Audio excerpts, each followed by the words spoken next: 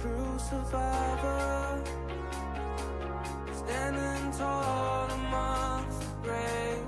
It's time to rise up, yelling glory to the saved. And we fall, we reign, we rise again. The fall, the pain, we try so hard to feel sane. It's all in our brain. Always keeping us restless with the lights, keeping us restless with the lights.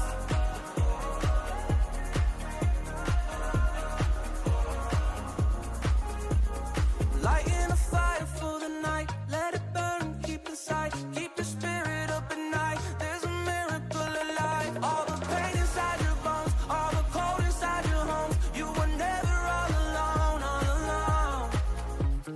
Restless all the time, feel myself decline, lose myself till my heartbeat stops. But we fall, we reign, we rise again. The fall, the pain, we try so hard to feel sane. It's all in our brains. Always keeping us restless with the lights, keeping us restless with the lights.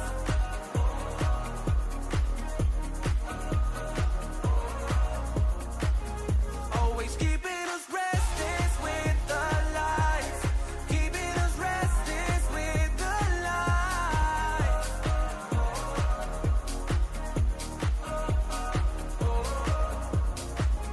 Always keeping us restless with the lights, keeping us restless with the lights.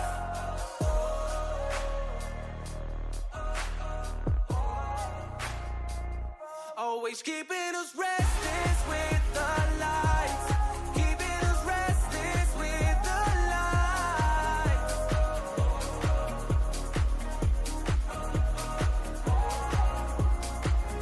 Always keeping us restless with the lights, keeping us restless with the lights.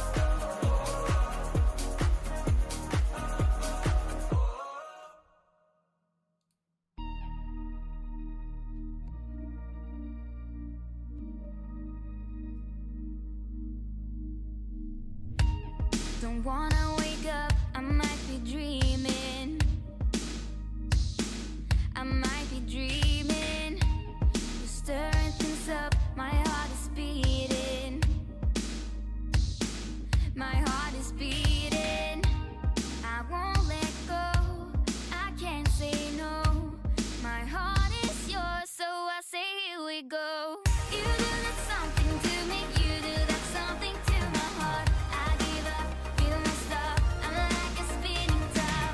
You do that something to me, you do that something to my heart. I give up, you won't stop, and I keep spinning. You see right through me, do that to me, so let's do this, baby. You do that something to me, you do that something to my heart. I give up, you won't stop, I'm like a spinning top. Not used to do this, it ain't my style. It ain't my style. You see right through me, I don't wanna hide. No, I don't wanna hide. I won't let go, I can't say no.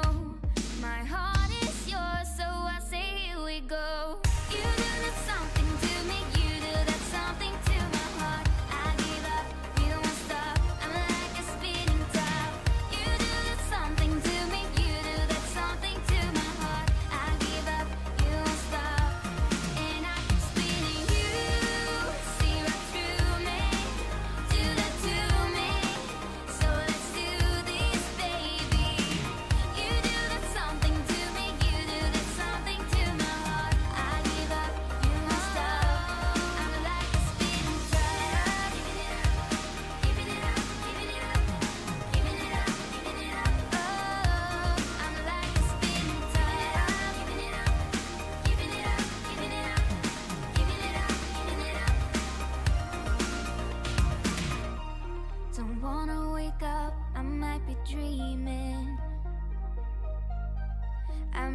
dreaming.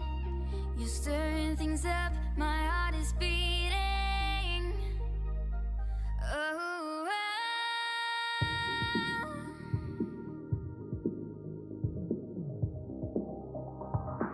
so I say here we go. You do that something to me, you do that something to my heart. I give up, you won't stop, I'm like a spinning top. You do that something to me, you do that something to my heart. I give up, you won't stop, and I keep spinning. You see right through me, do that to me. So let's do this, baby. You do that something to me, you do that something to my heart. I give up, you won't stop. I'm like a spinning top. That's right. This hobby definitely does something to me. Good evening.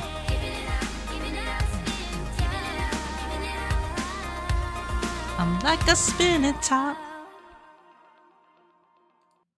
Alright. Happy Friday. It is Friday. Friday. What's up, everybody? How's it going? It is Friday time. It's time for another episode of Beyond the Doll. Alright, let's switch camera functions over here. What's up? Hey, what's going on, everybody? I got two lovely assistants with me. So if you guys didn't already know, this is Friday. It is another episode of Beyond the Doll. We are on episode 43 now, people. As always, I am your host, Shizu-san, and I have two lovely assistants with me today. A very specific reason why they're out here, but I do have Jeanne d'Arc and I do have Kanata over here. One Dolphy Dream, one Smart Doll. I figured it would be good to have like an equal representation of the two, one of each. I was actually trying to be adventurous. I was gonna bring maybe 6 or 8 dolls and just switch them out during the stream, but yeah, that wasn't really gonna work out logistically. I wouldn't be able to turn and move, so but whatever. We are here. Today's episode is going to be an interesting one. It's going to be a very subjective one, but I believe it's a topic that we all know. It's a topic that we all kind of understand is a thing in the doll hobby, or really any hobby in general. But it's something that nobody really ever talks about either. It's like that thing that you know is there, but nobody wants to say it. Not that it's a bad thing. I'm not saying that, but it's like we all know, but it's like an unspoken rule too that we don't talk about also. But I figured today would be a good day to talk about it because I think that there comes a point in time for some people. Now today's topic's not going to apply to everybody, and I'll talk about the different versions or the different stages of collecting, I guess you could say, in general, and where you may or may not fall within that spectrum or whatnot. But I just thought it was something that is particularly happening to myself in my own personal life, and plus with others that I have that are very good friends of mine in this hobby and other hobbies, something that people are starting to, I guess, run into, so to speak. So before we start on the actual show itself, let's welcome everybody to today's episode. Hello, my doll family and my fellow plangologists. Ben Benjamin, welcome to the stream. Matthew Nelson, welcome to the stream. Yoshi Plays, welcome, welcome. Kitten Cat Shop, welcome to the stream. Batman Jackson, what's up? Long time no see. PMB Sakura, welcome, welcome. Scruffy looking Nerf Hoarder, welcome to the stream. And Barbie Witch, welcome. Don't worry, you're not that late. The music went on a little bit longer than usual today. I really like that song, and it's a long song, but I kind of wanted to play it. But yeah, welcome everybody. I think we have more people here, but some of you are lurking, which is okay. You don't have to talk in chat, that's fine. But welcome to everybody and anybody that's watching today's live stream. And for those of you watching this later on the VODs, welcome as well. I say it all the time. I know it's not the most opportune time for me to stream for everybody, but it's the only day I really have that I can really devote to this kind of stuff. So yeah, it just kind of works out that way. Let's see. So welcome, Anna. Anna says, I'm a plangologist and a member of BOP. Of course. BOP is a new thing, everybody. Well, it's not really a new thing, but it's something that has recently just got started, and it seems to be picking up steam. But for those of you that don't know, it's the Benevolent Order of Plangologists, and pretty much I would say everybody here watching at least live is a member of Plangology.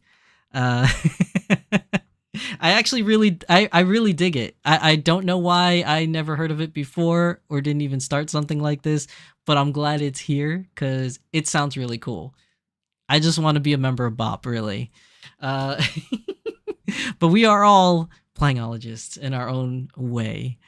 Batman, you feel attacked by this prompt? Hey, listen, in some ways it's a true statement, and in other ways it's kind of there for like a little bit of a clickbait. But clickbait doesn't work that well on this channel. But yeah, it kind of has its own places.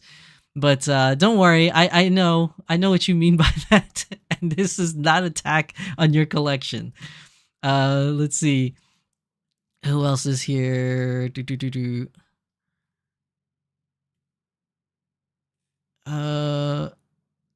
You were eating 2 meats in New England today? Oh no. You also enjoy a doll? Well, I know you do. I know you do, Barbie Witch. You're definitely one of our fellow members in the doll family and a fellow Plangologist. So, okay. Before we start the topic, I know I said that already once, but I'm gonna have to say it again because there's another thing. Before we start today's main show, a couple announcements, or maybe just one, really, I guess. It's really just one big announcement, I guess.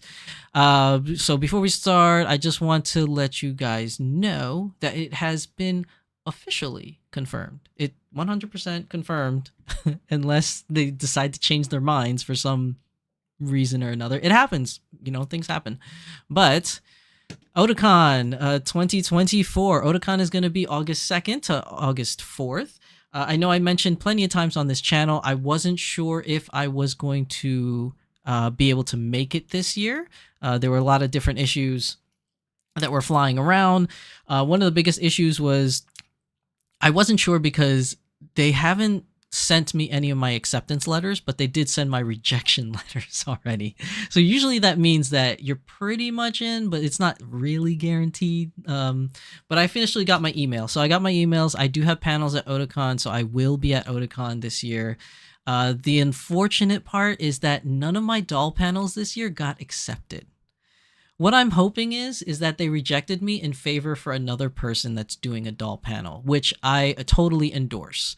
I love doing doll panels everywhere I go, but to see that there are other people that want to host a doll panel and bring their own aspect to the hobby, to the masses, I'm all for that too. So, I don't mind getting bumped off for somebody else that's doing a doll panel. That's totally fine. And I hope that's the case, but the schedule hasn't been released yet. So even amongst us panelists, we don't know who's been accepted or rejected. But I will be at Otakon this year. I'm going to be doing another sumo panel. It's called Sumo Fact versus Fiction. So that'll be a fun panel. And then I will also be doing Japanese Dramas 101. So if you have never watched Japanese dramas but wanted to get into it, I'm doing an introductory panel at Otakon. But even though I don't have a doll panel, I'm hoping that we can have a doll group or a doll meetup or something happen. Let me know, Batman Jackson, if the table is still on the table, I guess, so to speak, for this year's Otakon. If so, then we can definitely organize some kind of a meetup at the table. But last year we had a table in the Artist Alley full of dolls, and we had a lot of people come out and say hi and just hang out and stuff. So that was a lot of fun. Hopefully we can do that again this year. I will post something on my Instagram and Twitter. I'm a little hesitant to post it on my Facebook groups that I'm a part of, mostly because there's like this new thing that's been going around where people get really mad if you self-promote. And I noticed that me advertising that I have a doll panel or me advertising that I have a new video up on YouTube actually violates those terms. And I've been talked to by several admins from different Facebook groups that I can't do that anymore, as that counts as self-promoting. So unfortunately, if you frequent Facebook groups a lot and, you rely on that for your information for either doll hangouts or doll whatever. Unfortunately, I won't be able to post those in those Facebook groups, so I can only really advertise it here on my channel, or advertise it on X or Twitter, or advertise it on Instagram. Those are really the only outlets that I can do as of this point in time. I used to put them in Facebook groups, but they get mad at me now. I don't know why. They allowed it for a while, and then now they're just like, nope, no promotion, no self promotion. So I'm like, okay, all right, well, that's fine. Those are your rules. I'll live by them. So yeah, I'm gonna try to see if I can do a doll meetup at Otakon. I will come with more details maybe in the next episode in the doll symposium on like date or time or where we're gonna meet up. I still got to figure that part of it out.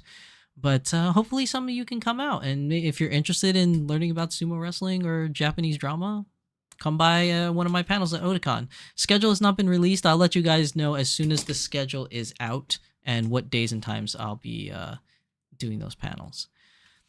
Let's see. Corey says your BOP membership packet is being prepared, so we can't get it out to you. Oh, that's fine. Not a problem. What filth is this about too many dolls? Listen, we'll get to that, Barbie Witch. Would you want to be part of a convention that wants you as a panelist? Wait, I'm sorry. I think I read that wrong. Would you want to be part of a convention that wants you as a panelist? Yeah, I would. Yeah, I mean, like, I go to conventions anyways, but it used to be I would only go to one convention a year because it costs so much money to go, especially the ones that are like kind of far away from me. But anything local is kind of gone now. There really isn't too many New Jersey cons. I mean, no, let me rephrase that. There's a lot of New Jersey conventions that I can go to, but a lot of them are really, really small. And that doesn't mean that they're bad, but like if I'm gonna attend like maybe one or two a year, I usually like going to the big ones because they have a lot more to offer and a lot more to see. But because it costs so much, I usually don't go, to more than maybe one or two. But if I'm asked to be a panelist or if I get a panel accepted, I use that more as a motivation to go and save up money to go for it, because not only am I having fun attending the con and just meeting people, but it also gives me a chance to, advertise my channel, myself, and advertise this hobby. And I feel like that's more beneficial than me just going to just kind of like hang out. So yeah, if I'm asked to be a panelist, or if I, apply for a panel and I get accepted, then I'll definitely go. But normally I kind of like limit it down if it's not that, because it does cost a lot of money. And you guys have to remember that whenever I travel as a group of 4. So everything is 4 times the cost. Because, I bring the whole family with me. It's not fair for me to go to other states and other places and, just leave everybody at home. Like, they would like to go on vacation too. So, yeah. It usually costs a lot whenever I go places. And it's more of an incentive to go if I have a chance to advertise myself, my channel, and advertise this hobby to, a lot of people. Let's see. I say start a doll convention. Otakon stinks. I like Otakon a lot, actually. It's one of my more favorite cons that I've been to. It's just that there's so much to see and so much to do there, and so much to eat, I guess, in the surrounding areas. I really enjoy it. Like, Anime NYC is really nice, but Anime NYC is also very expensive. And even though it's closer to me, it's actually more of a hassle for me to get to New York City and back. Like other cons, like Boston is a good con, but I don't go to Boston too often. Actually, I don't even know really the reason why I don't go to Boston too often. There definitely isn't a lot of... I know I'm going to trigger some people by saying this, but like I've been there like 2 or 3 years in a row, and I couldn't really find any restaurants I really like eating like around there for like lunch or dinner. Whereas DC, there's a lot of really good places that I found just walking around the town to eat, and I really do like that aspect of it. Other cons, like the New Jersey cons, they're good, but like they're very, like I said, they're very small. but usually means that they're a little bit cheaper too as well. Am I going to start my own doll con? I don't know. It really depends. If New York City doll con takes off, then I don't need to start my own, because the only reason why I wanted to start my own anyways is because I just wanted us to have a doll con on the East Coast, which we don't have, and it didn't look like anyone else was going to do it. So I thought maybe it fell upon my shoulders and some of my friends' shoulders to kind of organize and try to put one together. But if the New York City Doll Con is successful and it takes off, I'm more than happy to just keep going to that one, to be honest with you. It's a lot of work to host and create your own con, as you know, Barbie Witch. Let's see. Oh, Batman, you'll get back to me on that? Okay, yeah, just let me know. No pressure. I mean, if not, there's so many places to meet up in the Otakon like convention center. We can always pick a place to like meet up. Let's see. Facebook group, spread the word of doll things, bot violation. Like, listen, I mean, if the organizers of that group wants to make their rules that way, who am I to tell them to do any different? Like, if it really bothers us as doll collectors that, you know, they're not allowing that, then we'll just start our own group on Facebook. I mean, that's really all it is. But currently, I don't want to be that guy that tells an organizer how to run their own group. You know, that's their group. If they want their rules to be that way, that's their rules.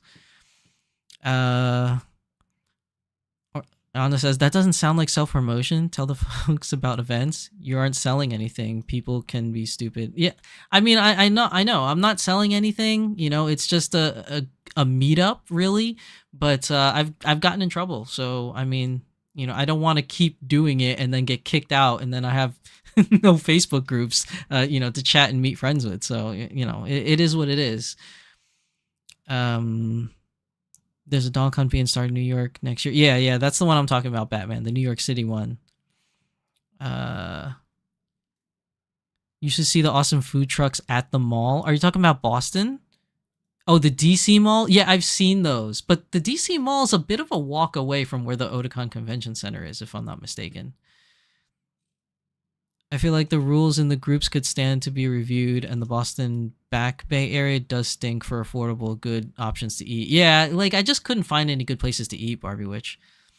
Okay, so, yeah, Otakon. Okay, I'm caught up with chat. Sorry, guys. So, Otakon is this August 2nd to August 4th.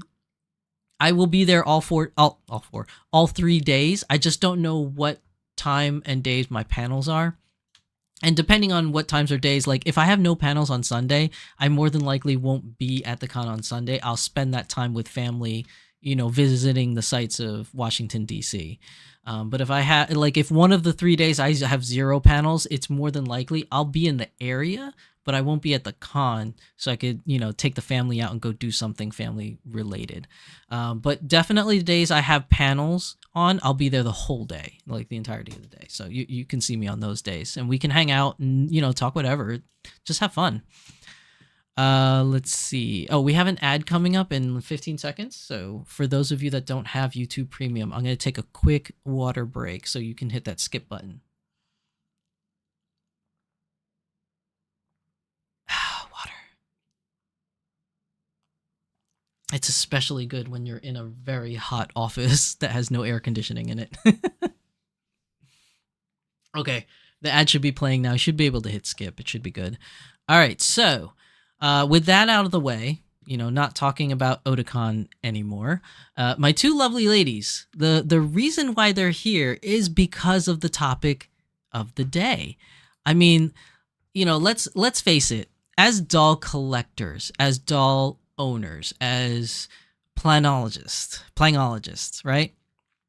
You know, there comes a time for some of us, not everybody, where you have to really evaluate your collection, you know, and when you get to that point, if you ever get to that point, and I'll explain why there's an if, right? Is because how many dolls are too many, right? So if you're a collector, you're new to the hobby, you just got into doll collecting and more straight to the point or more specified, you got into vinyl doll collecting, right? Because there's all different kinds of doll collecting. And mind you, this topic really applies to any hobby whatsoever. It's not just the doll hobby. It could be the sneaker hobby, the Gundam hobby, it could be a car hobby, it could be a dress hobby, like whatever hobbies that you have. Some of you might reach this point or not, right? So if you are someone that's new to the hobby and you only have one doll, or two dolls, this may or may not apply to you, but it could be something that may apply to you in the future. If you have several dolls in your collection, I think that this could definitely apply to you. And if you have like a large collection of dolls, this definitely will apply to you on how many dolls are too many.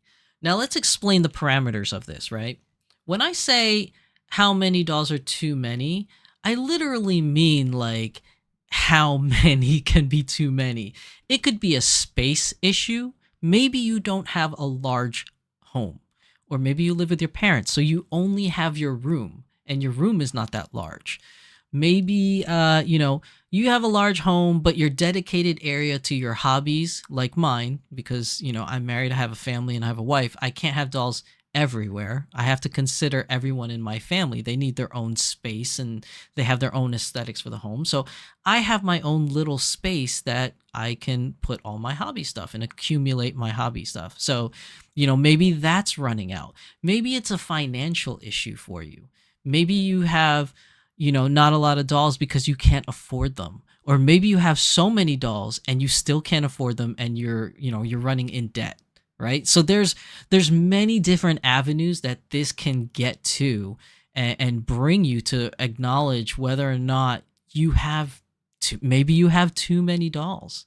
Now, here's the obvious one. If you have so much disposable income at your hands and you have a large area to put your voluminous collection, it doesn't matter what I say, this does not apply to you whatsoever. Like, this topic will not apply to you at all. Like, if you have so much disposable income that you can buy things on a dime without having to worry, whatever, it doesn't apply to you. If you have a large area, not necessarily a large home, but if you have a large area that can accommodate such a big hobby, then this definitely doesn't apply to you at all. Now, for those of you that don't have big spaces for your collection, and for those of you that don't have a lot of disposable income, because maybe you're a young child, maybe you're a student, maybe you're living on your own, but you just don't have that much extra money because most of your funds go to your rent, your power, your cell phone bill, etc., etc. So when you buy dolls, you have to really think hard about it, because for you, it may be a lot of money because at this point in time in your life, you don't have that kind of disposable income to spend, right? And then there's the people I like to call the middle ground people, where I think I fall into, where you have disposable income to use, you have quite a bit of space to, collect and display and store your dolls, but you're starting to hit that point where you're kind of running out of money and you're kind of running out of space at the same time. And you're like, oh no, what do I do? And there's more dolls coming out and you have no space for them. You don't really have much money to spend on them right now. So what happens? What do you do at that point? You know what I mean? So this is the topic at hand that we're going to talk about today. So let's start with the little things, right? Let's start from baby steps, okay? When you find out about this hobby, maybe it was a random YouTube video. Maybe it was a friend that introduced you to the hobby.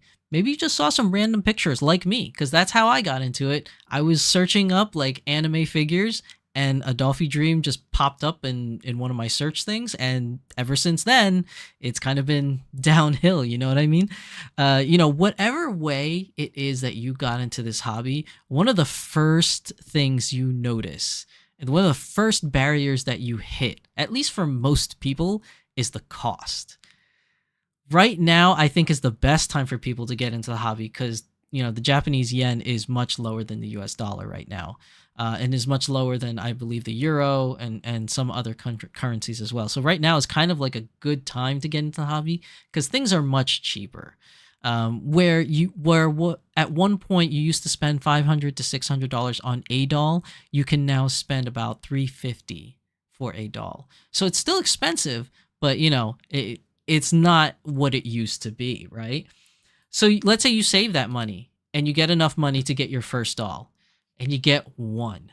You got the one doll, and you're like, this is the one doll to rule them all. You know what I mean? Like, I'm not going to buy any more dolls because this was so expensive. So I'm only going to have the one. I'm going to cherish her forever. This is always the beginning journey for pretty much everybody. Most people, unless you're filthy rich for whatever reason, then this doesn't apply to you. But you get your first doll and you treat it like your baby because it is your baby. You know what I mean? That is your expensive gift to yourself, or somebody gifted to you, and you really cherish it.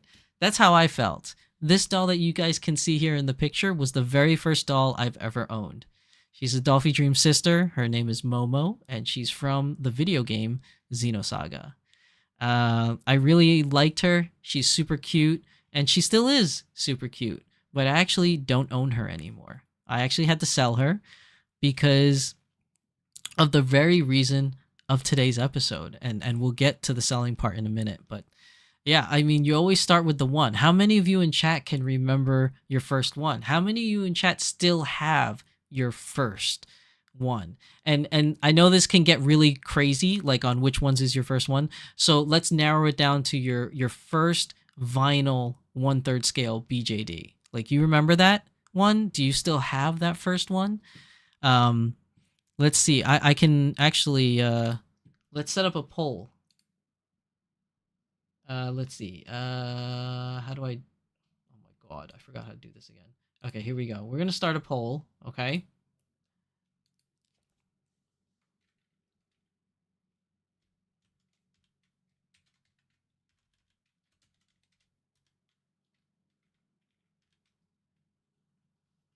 Oh my god, John's in the way. I can't type.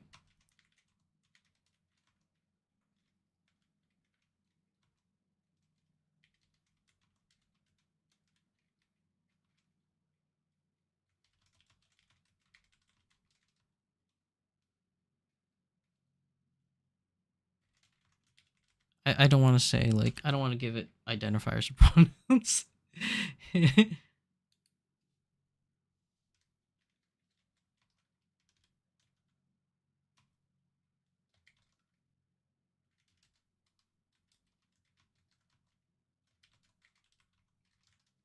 Oh my god, it's so hard to type with dolls in your face.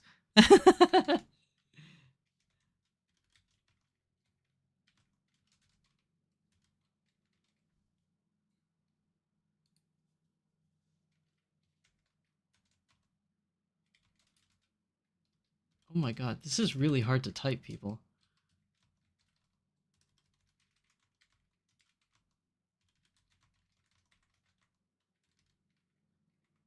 Oh my god.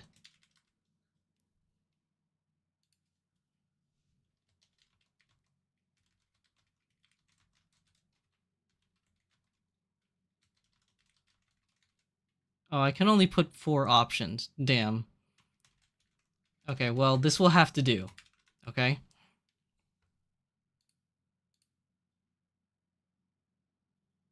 Must contain between 1 and 35 characters. Okay, start the poll. Yes, please. Okay, why won't it let me start the poll? Create poll.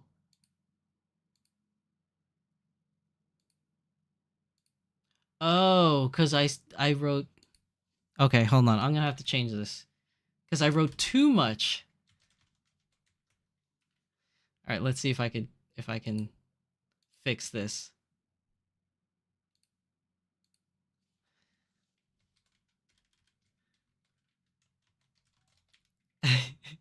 This is so stupid that I can't actually fit this. Okay, now it's letting me do it. Okay. There we go. We'll start the poll. So while that poll is going on, you guys can vote, and I'm gonna read the chatter here. So, oh my god, why is it? Can I move this? No, I don't want to close the poll. Oh my god, it puts the poll right in front of my face. I can't read the chat. Okay, hold on.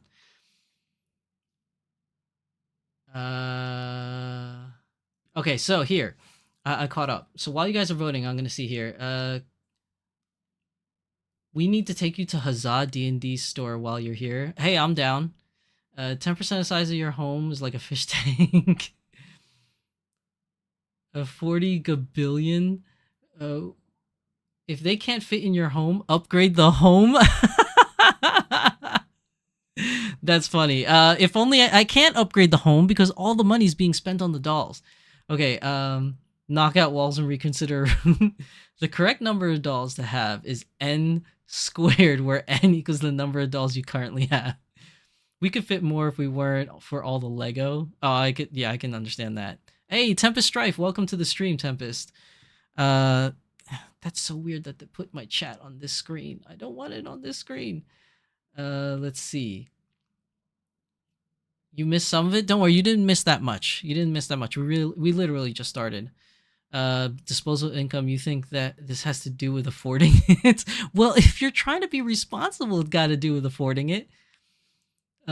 Bills get paid first, retirement funds and savings, then dolls. I am single and live alone, so the dolls keep me company, especially nice to see them after long business trips. Oh, well, then you definitely have the space and some extra incomes for that, for sure.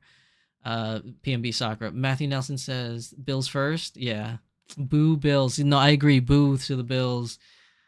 House is almost paid off. That's always good.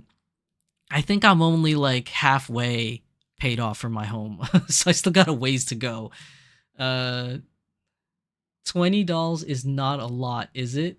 It depends. It really depends on, if you're able to afford it for one, and if you have enough space. And it sounds like to me you might. Let's see. Tempest says, I mean, a doll is designed as a physical piece of art designed to be interacted with. If you stop interacting with a doll, if it's hidden or in the box or behind other dolls. Ooh, good point, Tempest Strife, which we're going to talk about a little bit later in the stream. That's actually something we're going to cover today, too. Let's see. Barbie says, or we sell our dolls in the groups. Not like it. You suggest people send you money. Oh, is it asking me to vote on my own thing? Oh my god, it literally is asking me to vote on my own thing. That's why it's like showing up like that. That's so weird. Why is it asking me to vote on my own show? Would it be bad to consider using home equity to build a doll wing? Lottery isn't cooperating.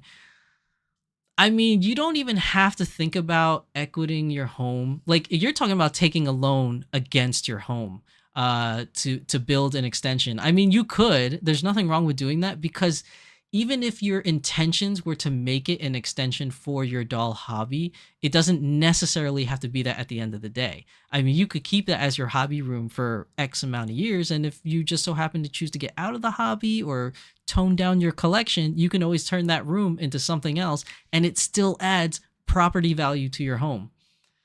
Tempest says, does just existing warrant its spot in your home to bring joy, or can its simple existence in the universe sufficient to spark joy, like a sculpture in a museum that you get to see now and then?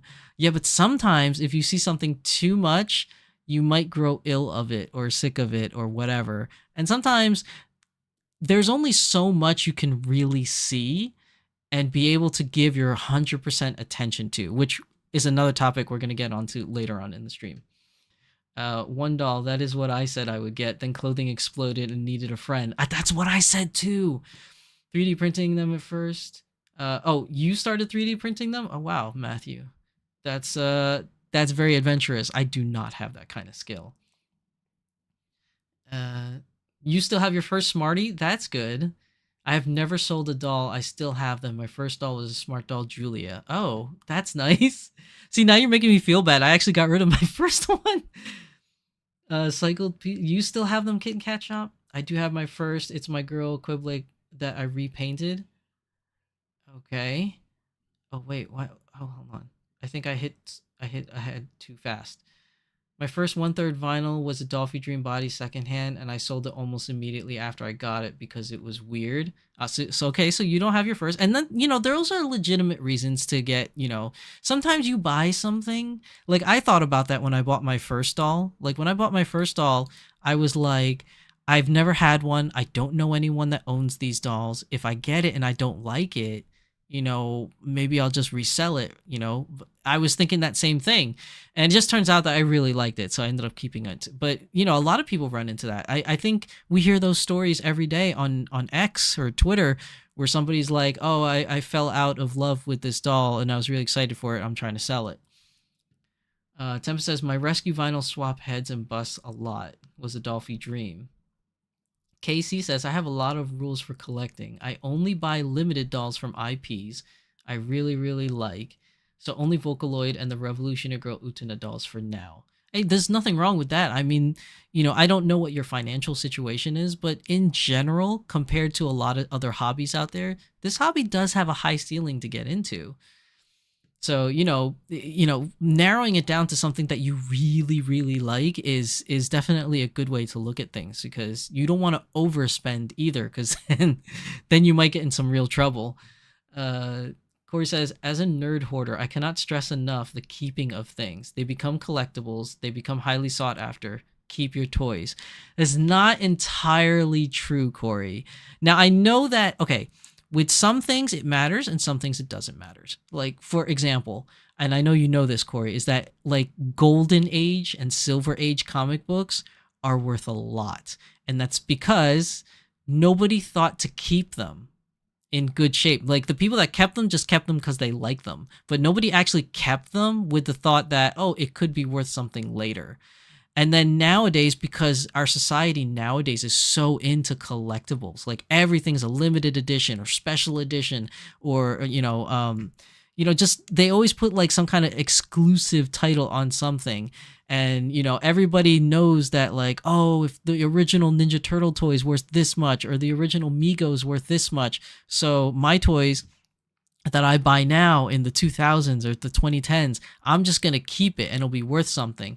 Well, nowadays, people know that, and they make like thousands and thousands of copies of something, and then they don't have value. So, like the example with the Golden Age comics or the Silver Age comics, those are worth a lot because nobody thought to keep them, so there's less of them. But when I got enough income to start buying my own comic books, which is in the early 2000s, I started buying comics because I had the money to do so at the time. And all those comic books I have are still to this day worth less than what I paid for them. Like they were like $2.99, $3.99 a comic book. And most of them people won't even buy for like 50 cents right now. So not everything. So I know that time only tells. So maybe in 100 years from now, and I still have them, or I won't be alive, but let's say my kids have them, maybe then it will be worth something, but it definitely won't be during my lifetime, I would say. Kitten Cat first dolls, they took over. I typically don't buy from IP, customs most of the time. 9S and 2B are the only exceptions, and they are the only ones I would consider to sell. Really? They're the only ones you would actually consider selling, even though they're the only ones that you would actually buy IPs of? I find that interesting, Tempest. Matthew says there are 14 3D printed here in my art room. Oh, nice. I'd like to see a picture sometime. You should send me a picture. I'm not trying to be responsible. I'm trying to medicate with dolls. That's a good one. Let's see. Where am I? Okay. Casey says, for some reason, I find it really hard to connect with non-IP dolls, and I don't really care to make characters. Maybe at most a mini-me. Yeah, that's definitely a good point that you bring up, Casey, because there are those that really are there for the collectibles because they fell in love with the character. And then there are those that, either custom make their own or they buy original characters, like things from A-Zone, they have original characters, or things from Smart Doll where they have original characters and they fall in love with that character.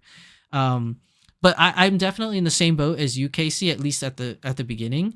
I was really only into it for the collectible aspect. It was a favorite character. I love that character. I wanted a doll of that character, and that's how I got it. And then when Danny Chu came in with Smart Doll, his to me, his original characters, like from Mirai Millennium, is it really caught my attention, and I fell in love with the original characters, and that's when I started getting into non-IP characters. But if I'm gonna be honest, like all of my non-IP characters are mostly all smart dolls. All of my Dolphy Dreams, aside from the custom ones that I built from Dream Choice or the Decords, are all IPs. So I definitely understand where you're coming from on that, Casey. Matthew says, Kit, I have one half scale based off of Danny's files. Ooh, that sounds cool. My smallest are 15 centimeter Polaris BJDs. My largest are two 18-inch Amari BJDs. Let's see. Do not confuse sought after with valuable. That's true. I do understand your distinction there. So you do have a good point. But you know, like, I think that not everything that you can get your hands on is worth keeping, though. And sometimes you let them go because you may not like them as much anymore, and somebody else might be able to give them more love, if that makes any sense. And we'll talk more about that as we get later into the episode. Let's see. Barbie Witch says, some toys are definitely garbage that nobody wants, though. There are a lot of Barbies that people kept thinking, yes, some days this is currency, and they're just landfill fodder. Yeah, that's true. It's quality over quantity, I guess. Kin Cat says, I got 5 Holly Hobbies for less than $20. And Corey says, do not forget the value to you. That is hard to put an amount to. That's true. Anything that has value to you has a specific amount in your, I guess, heart, emotionally, and I guess monetarily. But if you decide at some point to sell it, you just have to remember that emotional factor to you is not going to transfer to the buyer when they're trying to buy. So even if I were to say Kanata, if I were to sell Kanata and say, hey, you can get her anywhere for like $500, but I want $1,000 for her because she's very special to me. Like, that's not going to translate to the buyer. So that part, like, as long as you know that that's a thing, and you expect that to drop the value on something, then, that's okay. But I know you know this, Corey, but obviously you can't go and you can try to sell it for like way more than what it's actually worth and say it's emotional value, but that's going to mean nothing to other people. Obviously, of course. Let's see. Love the OG Smart Doll lineup. We have 3. Yeah, the OGs, I like all the Smart Dolls that Danny Chu's putting out. I don't love all of them, but I do like a lot of them. But to me, nothing compares to the old OG lineup. I don't know, something about the original lineup just really has me like smitten. You know what I mean? 5 seconds to commercial break. So give me a second. I'll take a drink of water.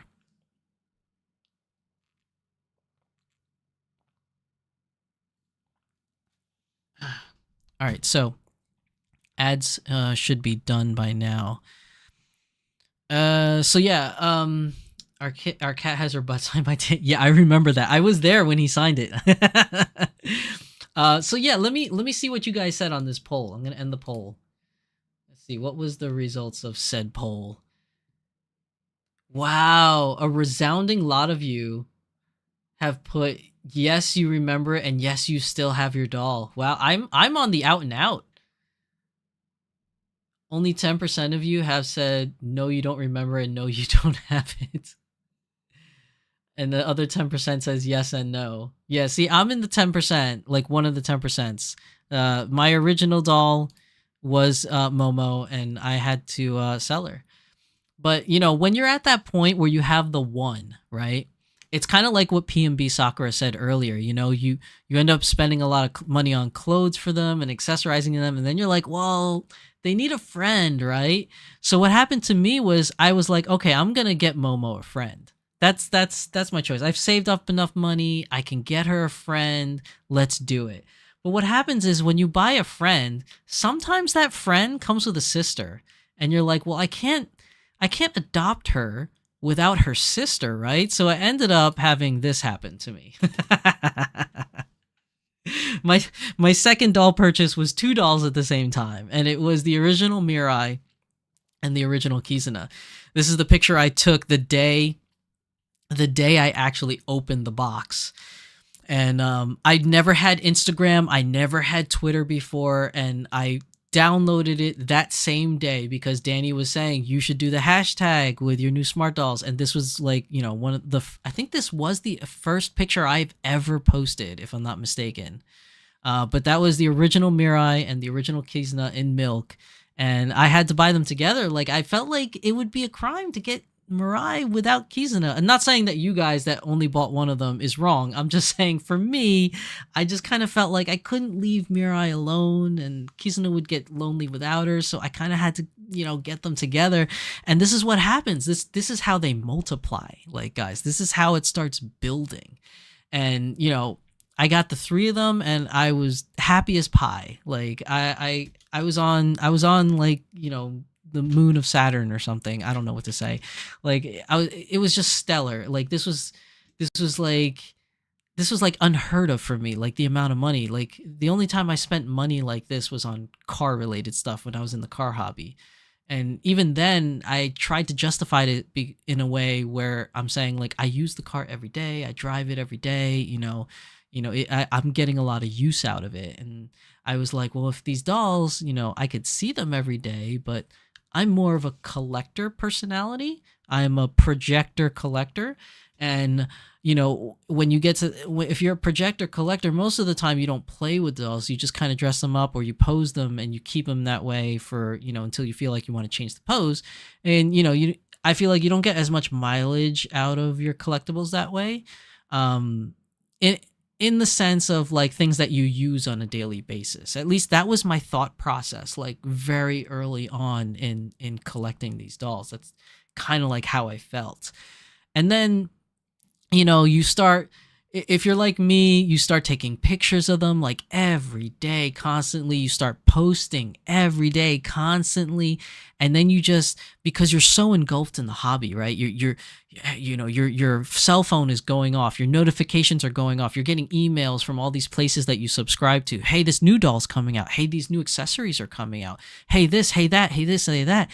And then eventually, like, you start getting to the point where, like, you know, 2 years later, 3 years later, they start multiplying and you're just like, oh my God, I have so many. And, you know, you start by buying a display case because now they don't even fit in like the little clear boxes that you kind of put it in, that you had like maybe your Gundams or your Sideshow statues in, and like you took them all out and put them in boxes so you can put your lovely doll collection in there. And if you're like me, you know, you start collecting them and you grow a family and, you know, 1 becomes 2, 3 becomes 7, you know what I mean? And like, this was back in oh man, this picture was taken for a New Year's. This was one of my first New Year's pictures that I took with my dolls. And I think this was in 2018, I want to say, that I took this picture, January of 2018 for New Year's. And they just multiplied. Like I had 7 of them. This was my family picture. And this is my only doll family picture, because if I were to take a doll family picture, I would need to have a panoramic wide lens camera to fit my gigantic collection that I have now. Still, my collection dwarfs in comparison compared to some other people that I see on Facebook, but still, currently I have 28 dolls. And I have 3 on the way because Alphino and Alizé are on pre-order and Anya should be arriving in like the next 2 or 3 months. So, you know, ultimately I'll have 31 dolls. And now is the kicker, because I cannot fit them in my display case. I cannot fit them in my allotted area that my wife has allowed me to have in this house. Because, you know, a lot of the places in the house, if you're like me and you're married with kids, you have a assigned area for both me and my wife. My wife has her own side of the house that is for all her hobbies. Like my wife likes to do a lot of planting, so she has a lot of plants. She's what do you call it, like an herbologist or an herbalist? She has a lot of plants that she displays, that she takes care of, from all different types of stuff, like cactuses and orchids and all this stuff. So, you know, she has her own little area. And then we have the kitchen and the living room. Those are shared areas. So it has to be like a neutral area where anybody can go in and do anything. And then I have my own area with my Gundams and my sideshow statues and my dolls, and my computer equipment and this whole studio that I say studio, but it's really a telephone box. How many of you remember what a telephone box is? But like I have this area. And for me personally, I've reached that point to where I have invested so much money in this hobby, not just on the dolls alone, not just on the accessories and the clothings for these dolls, but also a kick-ass computer for live streaming, software so I can do live streaming, all different kinds of accessories like cameras, microphones, lights, and it's just getting to this point where it's getting very expensive. And I have to really tone down and see what it is that I can fit. And it's not only just that, most of my Gundams now are not even displayed anymore. Most of my Gundams are put in boxes and they're packed away. Most of my Sideshow statues or my Good Smile statues are packed away or sold already. And then now it's getting to the point where I have 2 Detolf cases from IKEA. And they are so packed with dolls, those 2 cases, that I can't even fit them side by side. Like it's gotten to the point, I'm too embarrassed to show you a picture of my collection. It's gotten to the point where my dolls are sideways like this, and then their heads are just turned this way so that they're at least looking outside, and they're in the case in rows of 5 by 5 in a back row. So the back row has like a stand, that like a little like box I cut up to make them stand taller than the others so you could see them. So it's like a 5 by 5, a 5 by 5, a 5 by 5, 5 by 5 kind of thing. Like they're just, well, not really 5 by 5 for the other one because it's not as packed yet, but it's getting there. So like it's getting so packed where I can't even fit them anymore, where I had to sell some. I didn't really sell many, and the ones that I sold to local friends because I knew that they would take care of them, and if they had any issues, I was always around, to help out with it. But I have like one in this closet here that's packed away in her box because, I just don't have anywhere to display her. There's just no room. So for me personally, that's when I think too much is how many dolls are enough. Like I think I have too much at this point. Too much to the point where I literally have no physical space to put them and display them. And I feel really bad leaving them in a box like the one I have in this closet and not having it displayed because, she's a really great character. But I just don't have any space with her. And you know how the saying goes, not everybody can make varsity. Some people are junior varsity, and the ones that are on junior varsity either get put away in their boxes or they get put somewhere else or they get sold. Me personally, I don't have that space. So I've actually hit that point for me. And like I said, I have like 3 more coming in, and, and I'm assuming whatever the future holds, there will be more coming in also. And as those dolls keep coming in, some are just going to have to go out. 'Cause I would much rather sell a doll to somebody that really wants that character or really wants that doll and will love that doll and has time to love that doll versus me where I actually don't. And this brings me to my second part that Tempest Strife was talking about earlier, is about falling out of love with certain dolls. Like the one that I sold, which was my first one, for Momo was my first one. And I sold her because I was running out of room. And at that point, I still had all my statues and Gunplas displayed. But I was running out of room. And also, a lot of the newer dolls I have really, I've really resonated with. And I've started losing my love for Momo. And she's a great doll. She's fantastic and beautiful and cute. But I just couldn't, so to speak, bond with her anymore. And I know a lot of you that's in this hobby has heard that term being thrown around a lot, bonding with your dolls. I couldn't bond with her. And Momo was just like that for me. And I remember, somebody that I knew really wanted the Momo because they loved the video game that she's from. And they loved the doll from seeing it in my collection. And at that point in time, her value was still rather high. And I sold it to them for cost, like, because they're a friend of mine, so it's not like I was gonna gouge out my friend. So I sold her for cost, and now she's in a happy home, and that person only has one doll, and it's just Momo. So I know that that doll's being really cared for, and having a wonderful home to be in. And now I have another doll that's on the chopping block, that's in the case, in the what's it called, in the closet next to me. And she's just in there because I don't know what to do with her yet. I'm thinking about selling her. I've talked to people about possibly selling her, see if anyone's interested. But selling my dolls is a very hard thing for me because I'm very attached to them. Like, all of them have some sentimental value to me, on either a story of how I got them, the search, the struggle to find them, because a lot of them are either rare or you can't find anymore, and it's really hard for me to let go of that emotional attachment, that sentimental value that Corey spoke of earlier. And it's difficult, to get rid of those dolls. And I feel so bad because she's now in the closet, and she's one of my Idolmaster girls, and I've kind of like fell out of love with Idolmaster. Like, when I bought her, I was in this huge portion of my life where I loved Idolmaster and I loved Idolmaster girls, and they really resonated with me, and I loved the dolls. But now that I've kind of grown out of Idolmaster and I don't really like it as much, I'm not selling off my whole collection, because Kaede and Mika Jogasaki and Anastasia are some of my more prized characters from the series that I really love. I can't give them up. Like, they're too close to my heart.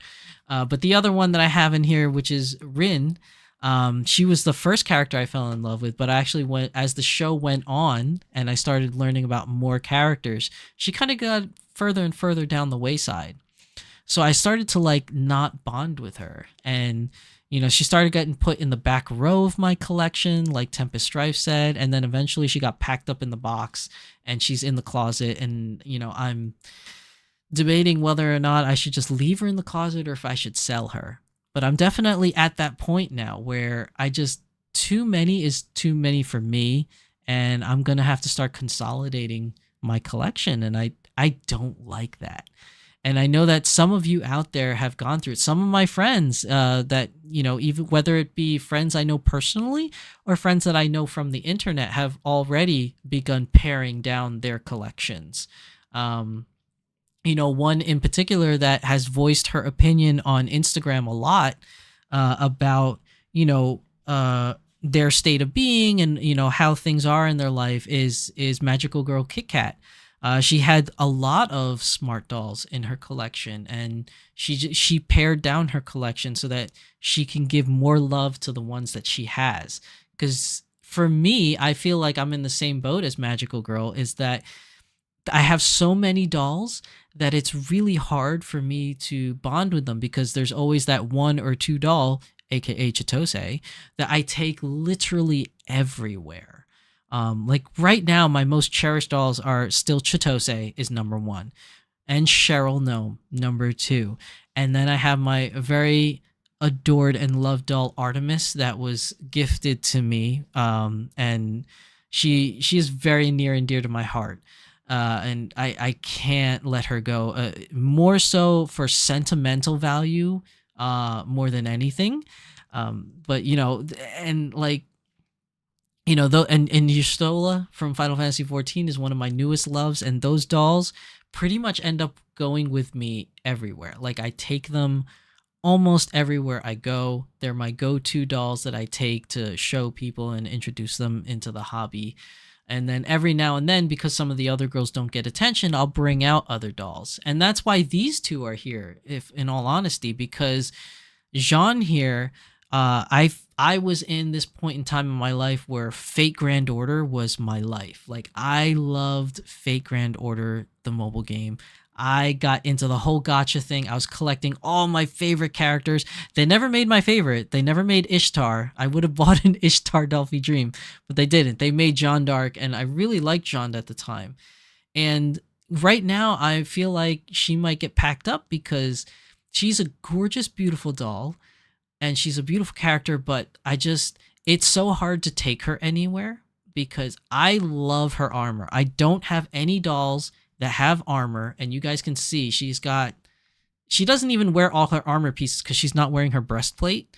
But you could see, like, even on her arm guards and her gloves and everything, it's very intricate detail. I didn't dress her up in full armor because that is a lot of work. There's a lot of pieces. And I've never had a doll with armor before. And the only thing that's really keeping her in my collection right now is the armor. I just love the way she looks in full decked out armor. Like, she looks gorgeous. And I don't have any other doll in my collection that has armor, and I'm really keeping her around for that armor and being able to use that armor. But the character herself, as gorgeous as she is, I've fallen out of love with her. I don't have that bond or that connection anymore because Fate Grand Order is just out of my life. It's just not something that I see myself going back to. I watch the anime. I love the anime, but it's not on my top 10 list of anime, so she's kind of falling out of graces.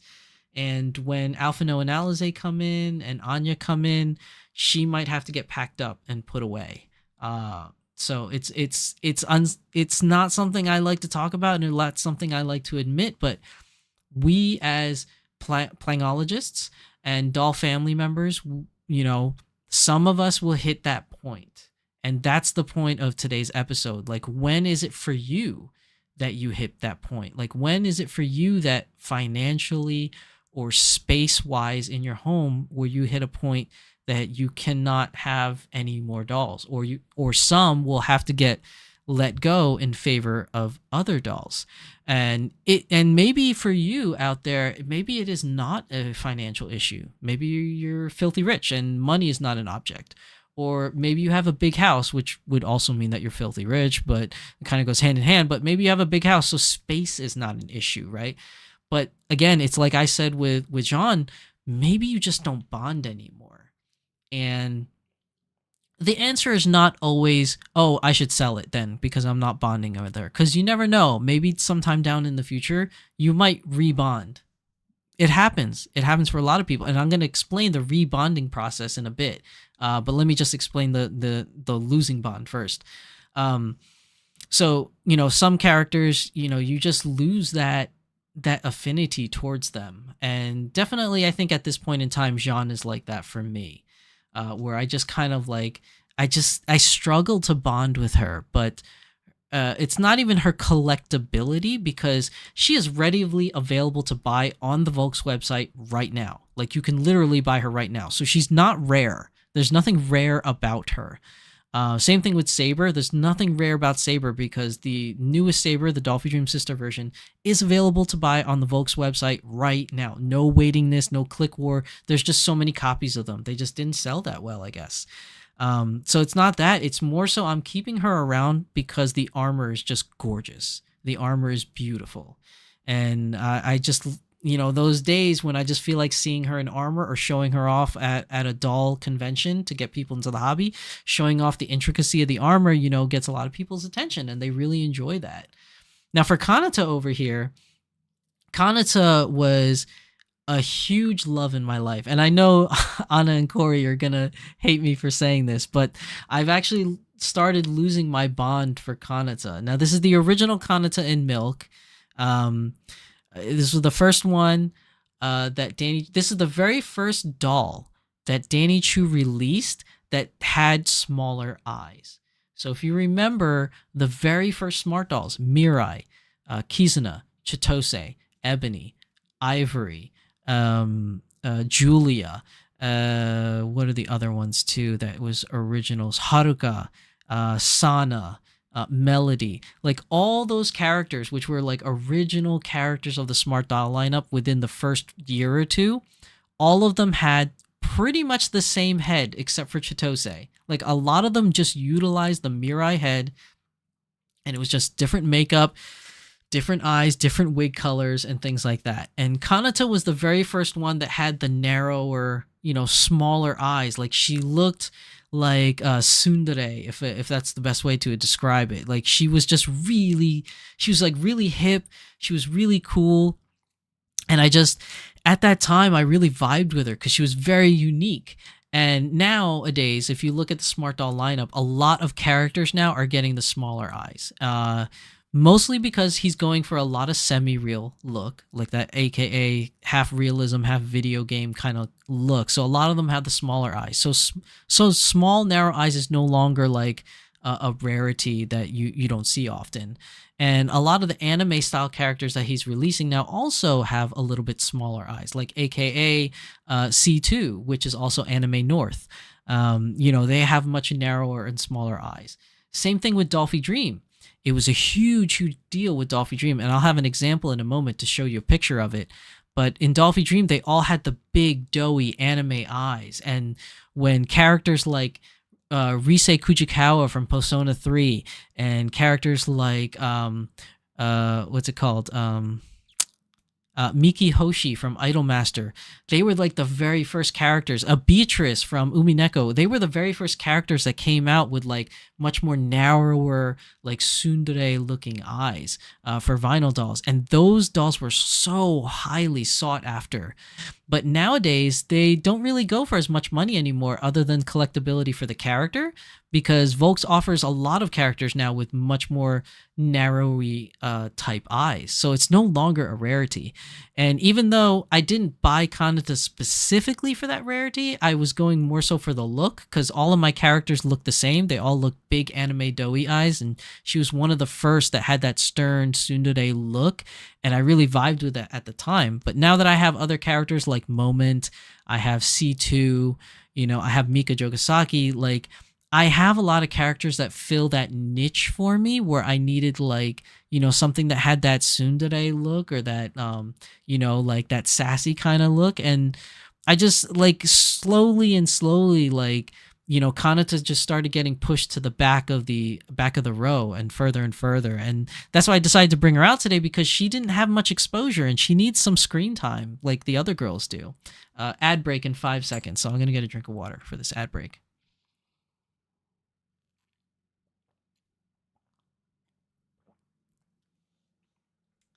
Okay, so ad should be done by now. But one of the things that still holds near and dear to my heart about Kanata is that she is very special to me still. Even though I've lost a little bit of bonding with her, she's still very special to me because she was one of my first dolls with the more like sassy look.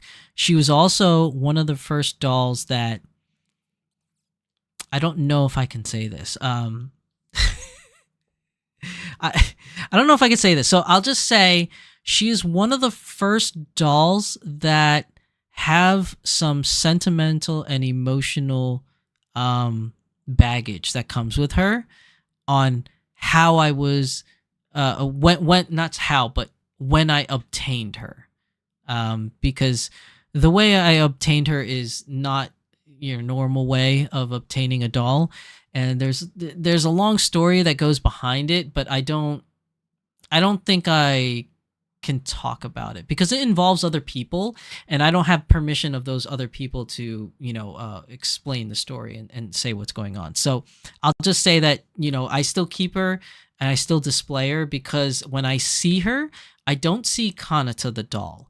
That's not what I see anymore. What I see is that emotional bond and that time in my life that I shared with those individuals at the moment that I obtained her. So that's why she's still in my collection, and she probably will never be sold because of that bond, that sentimentality that comes with this doll, and not so much the character itself. Like she is one of my most special sentimental characters that I keep around, or dolls that I keep around.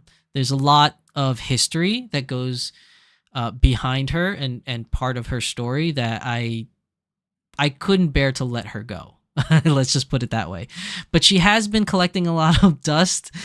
She is sitting in the back row of my collection. So, and that's why I brought her out in today's episode. And she is a good example of what I wanted to talk about today with bonding, especially with Jeanne d'Arc and her. Like they both have a different type of story of how I've lost a bonding with the characters or the doll itself. So before I move on, I know a lot of you guys are popping off in chat, so let me just see what's going on here before I move on to the next part. Oh my god, there's a lot more popping off in chat than I realized. Okay. Barbie Witch says, I seriously don't have more space and have put the brakes on dolls unless dolls leave. I can understand that because some people like myself will and you, I guess, will hit that point where, you know, in order to get more, some has got to go. Kitten Cat Shop says, I need small bust for my A-zone. Or they're staying on the chopping block. I still haven't found that for you. I haven't heard back yet. They're looking for it. Tempest said, I am now very, very curious where the use of the word bond came into being for our dolls.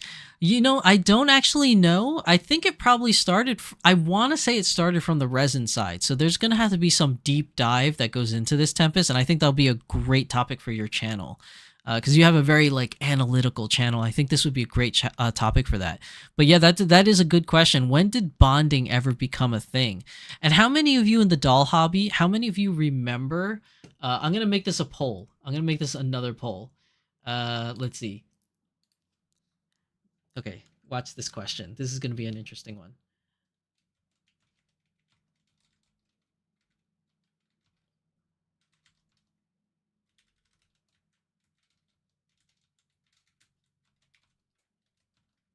Because this is definitely something that has fallen out after the years. Nobody that I know of does this anymore. But this was a thing back in the day. So, all right. It's just a quick yes or no answer. So here we go. Here comes the poll. How many of you remember this? There was a time early on in 2011 when I first started getting into the hobby in 2011. Now, I know this hobby started way before that, but when I got into the hobby, a lot of the doll owners and doll collectors, whether they be resin or vinyl, referred to their dolls as their daughters. Like, this is my daughter, Kanata, or this is my daughter, Jean. Like, oh, my daughters are at home. There was some point in time in the hobby when people referred to these dolls as daughters, and that was a very long time ago in this hobby's life, and I have not heard anyone use that term anymore. So it's the same thing with bonding, right? Like, you asked the question about bonding. When did the term bonding come out to be? I'm thinking it came out when it was like a daughters thing too. And bonding is still around, but the term daughters is not used anymore. I don't hear anyone ever use that term anymore. But that was a term way back in the day. That was an actual term that people would use in this hobby.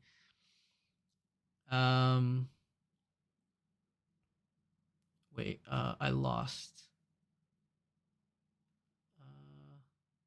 I lost where I was when I was reading these. Oh, here we go. I wonder if I only have one smart doll because I started with Cortex, so I didn't start with the pheromone final. It's not a pheromone. I never saw that word used other than with BJDs on DOA. It's the first place I ever saw it. Not that I didn't. It might have been on DOA. I mean, DOA is one of the oldest like communities. I don't know if it's Super Dolphy specific. Any new doll has to be something really unique or different than what we already have. That's a good selling point. That's a good reason. Tempest says she's going to read the Volk stuff. Matthew says, I have one printing. You have a doll printing right now as we speak. Barwood says, it has to do with a bit of Volk's invented mysticism of how you are forever bonded with life with your SD. I can buy that. That sounds like a Volk's thing for sure. Kitten Cat Shop says, I've got a Cortex to assemble on my table right now. I have one in the closet that I have not assembled yet. Cortex 1, that is, not the new one. I'm assuming you mean the new one, or I'm assuming you mean the old one. I'm sorry, because I don't think anyone has the new one yet. Matthew says, I have a Cortex, just need a frame. Oh, so you have the shells. If you can talk to one of the OG DOA people like Anime Major, that is a possibility for answers. That might be a good resource, Tempest. You might not need to reach out. She's out of the hobby, but she's around. I've sold dolls and regretted it when I lost interest in something and then had renewed interest later. Yeah, that's why sometimes it's not always the good thing to just sell them, because sometimes, you know, you may rebond. And I'm going to talk about that. I know I said I'll talk about it. I'm going to get to that. King Cat Shop says, I've hit that point for certain lines of dolls. 10 by 2 spare bedrooms. That's also for sewing room can only hold so much. I know, and there's only so much closet space too, because I don't throw away the boxes. I keep the boxes too, so that takes up a lot of space. That's your biggest regret about selling dolls? Yeah, I know. I still miss I still miss my Momo to this day, but I'm glad she's gone to like a good home. I regret selling my OG bust Delph girl, Lishay. Oh, that's from Tempest. Barbie says, ugh, yeah, you don't want that dirty old Kanata. I'll take her off your hands. No. Kanata's not being sold. Kanata's not being sold. Anna says, no, I would like right of first refusal if you ever sell her. No, she'll never be sold. She just has too much of sentimental history that I cannot sell her. It's not really the doll itself, it's the history that comes with the doll that I can't sell her. Tempest says, no other regrets. Bought and sold a Feeple and a Feeple 65 for Tempest body and rejected. Corey says, yours is Kanata, ours is Katsuke. Not the same doll. I get that. I mean, I know they were the same doll at one point, but now ours is different. Okay. All right. I'll remember that distinction. I wanted Justice as my first smart doll. Then the semi-real came out. Then they could pick their noses. Justice's paint and wig changed. No desire anymore. Yeah, Justice's original look was nice. Wasn't it the one? Okay, I'm trying to remember. Justice's original look was I think it was like wasn't it like a shoulder length brown wig, right? And then at some point he changed it to the bright orange short wig, right? Is that the one that you're talking about? Tempest says, I bought and sold a Volks Mimi for documentation and research. I mean, that did come to some use, for sure. Barbie says, I'll give you $5 and a great big hug and do 12-year tarot card reading for you and wash your car. Kitten Cat says, I like grumpy dolls. Aw, grumpy dolls have a special place for everybody. Tempest says, I bought and sold the Volks Nasha to try and have a doll before getting into Japan. Barbie says, I love pissed off looking dolls. Yeah, like grumpy, pissed off looking dolls, they always have a special place in your collection. You could always at least use one, you know what I mean? Barbie says, I have a few dolls in storage. Tempest says, I sold a school head and regret it a little.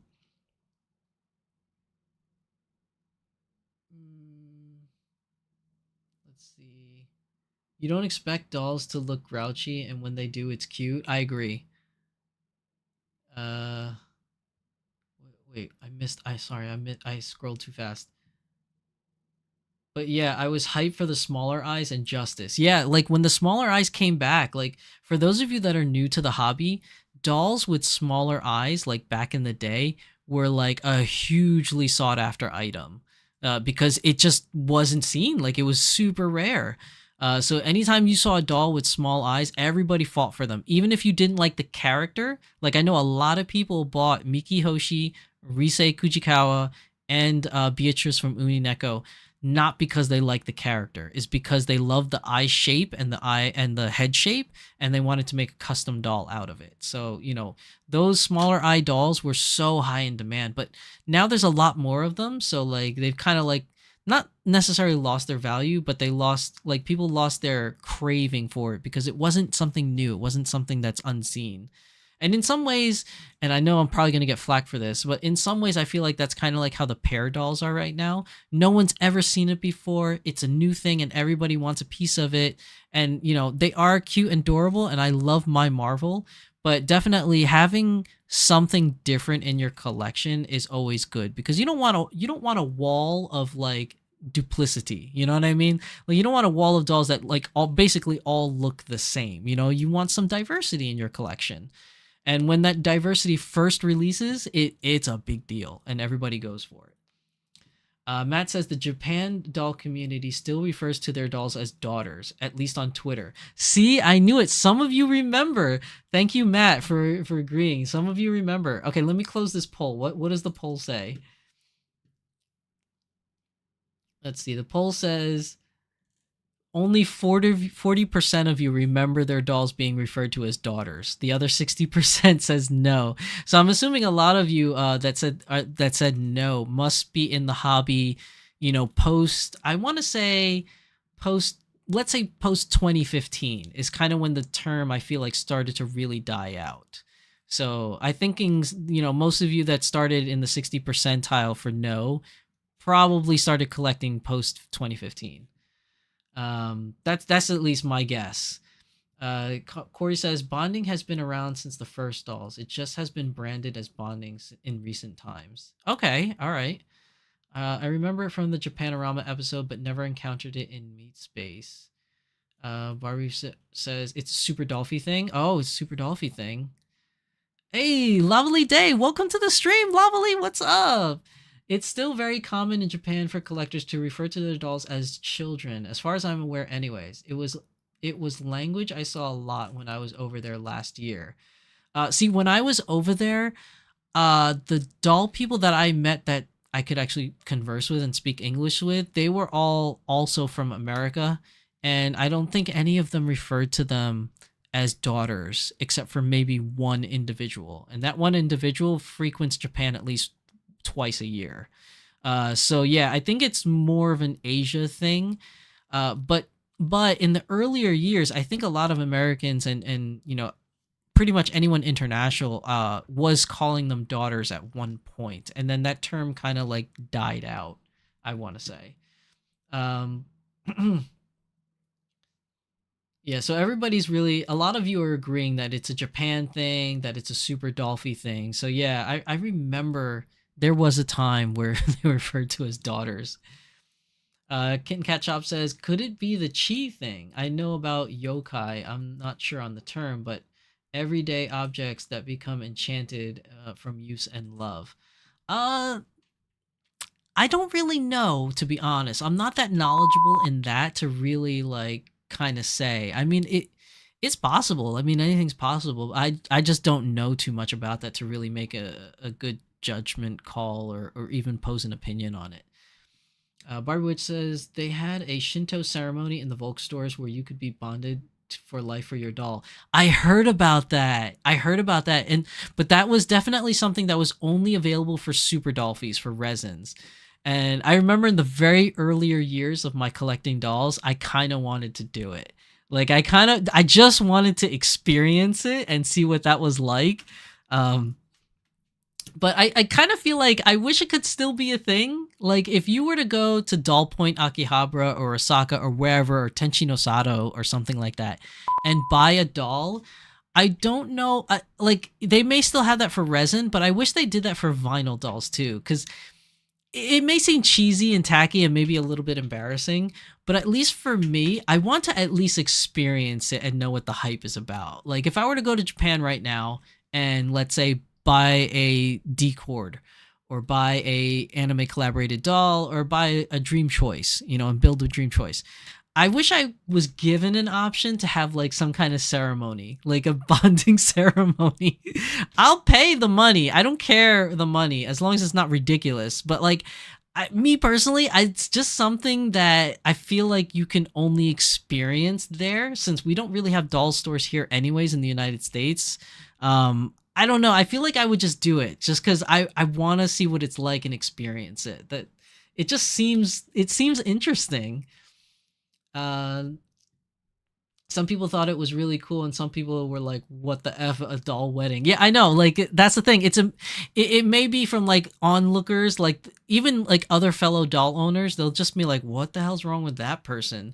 But like, I don't know, something inside is like yelling at me, be like, try it, do it. Like I just want to try it.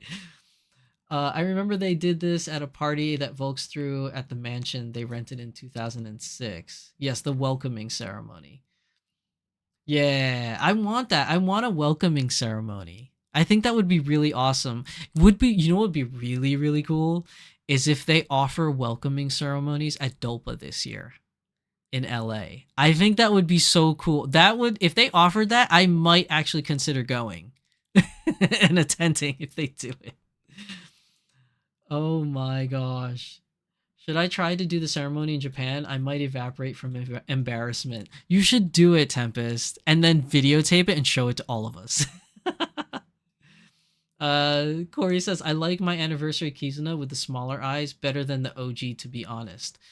You know what? Like, there's nothing wrong with that. Like, whatever floats your boat, my man. Like, if I didn't have this version, I probably would have had the anniversary version anyways. Barbie Witch says, I can see how it's a beautiful and sweet thing to be tied forever to your doll, but also how it's also kind of a no, I do not want the volcano onion. Batman says, out of my 75 plus I've sold 4 and some heads. I've got some blankets that I should sell, and I've never going to have time to give them face ups. Oh, blank, you mean blank? I read that as blankets. You mean blank heads. Oh, I can read it now on this screen. I had to read it before because when I have the poll up, it like covers my whole main screen. I don't know why, but now I can look straight ahead now. Let's see. Where did I leave off? Oh, because now it's in a different place. Now the stream's in a different place on the screen. Okay. Tempest says, let me clear my backlog and do a face up for you. Yoshi says, I'm more into collecting 1/6 scale Obitsu and Volks anime dolls, and I'm thinking about getting a Super Dolphy. Hey, you and me both, Yoshi. Like, I mean, I'm not for the 1/6 scale. I'm mostly 1/3 scale, but I'm definitely on the same boat of getting a Super Dolphy. And my very first Super Dolphy has to be a Belle. When they release Belle as a Disney princess, that's when I'm going to get my first resin. And if they decide never to release Belle ever, I'm going to try to get the SDM48 somehow, which you can only get from building on Full Dream Choice in Japan only, which means you have to be a resident, which means I have to get a proxy to get it for me. Let's see. Kitten Cat Shop says Cabbage Patch dolls were more adopted in Georgia back in the 70s and early 80s. I remember that. I remember the Cabbage Patch dolls coming with a birth certificate. And it would have, like, there was something that you had to put in the mail to get, like, your name put on it or something. But I remember that. Barbie Witch saying, having seen it, it's extremely serious. It's not like going to the Build-A-Bear workshop. The person conducting it is deadly serious, knowing that I don't know if I could do it unless I meant it. Oh, like, you know what? I didn't think about that at first, but I can definitely see that because the Volks people take, like, if you've never been to the Volks store in Akihabara or elsewhere, the employees definitely take their jobs seriously. From what I could tell, like the little interactions that I have with going to the stores, they definitely, you could see they really care about the hobby and what they do. Now, that could just be very good customer service and very good acting, kind of like going to Disneyland. But at least they're doing their job right, and it makes you feel welcome. It makes you feel loved, and that, you know, they care about this hobby. But I want my heart wants to believe that they very much so care about this hobby. But my logical, like, skeptic or, you know, brain, the glasses half empty kind of brain, is thinking that they're just very good actors and they just, you know, they have a good work ethic. Tim says Volks is kind of picky about video for stuff. Yeah, they don't. Yeah, no, you're right. They don't. But maybe someone can secretly videotape it. But yeah, they definitely don't like videos. They're very, very, like, picky about that. You're right. Anna says my cousins went. It was this whole weird birthing thing from a cabbage. They spanked the bare bottom and gave an adoption certificate. Creepy soft sculpture doll. Did they really? They spanked the doll? Like, as if it was gonna cry like a real baby? Oh my goodness. I did not expect that. Let's see. Tempest says, anyone with resin or Volks resin questions, I can help. Yes, Tempest is definitely a veritable resource for anything resin. Please ask her. And watch her channel because she has a lot of really good... I'm sorry, Tempest, I'm going to have to plug you.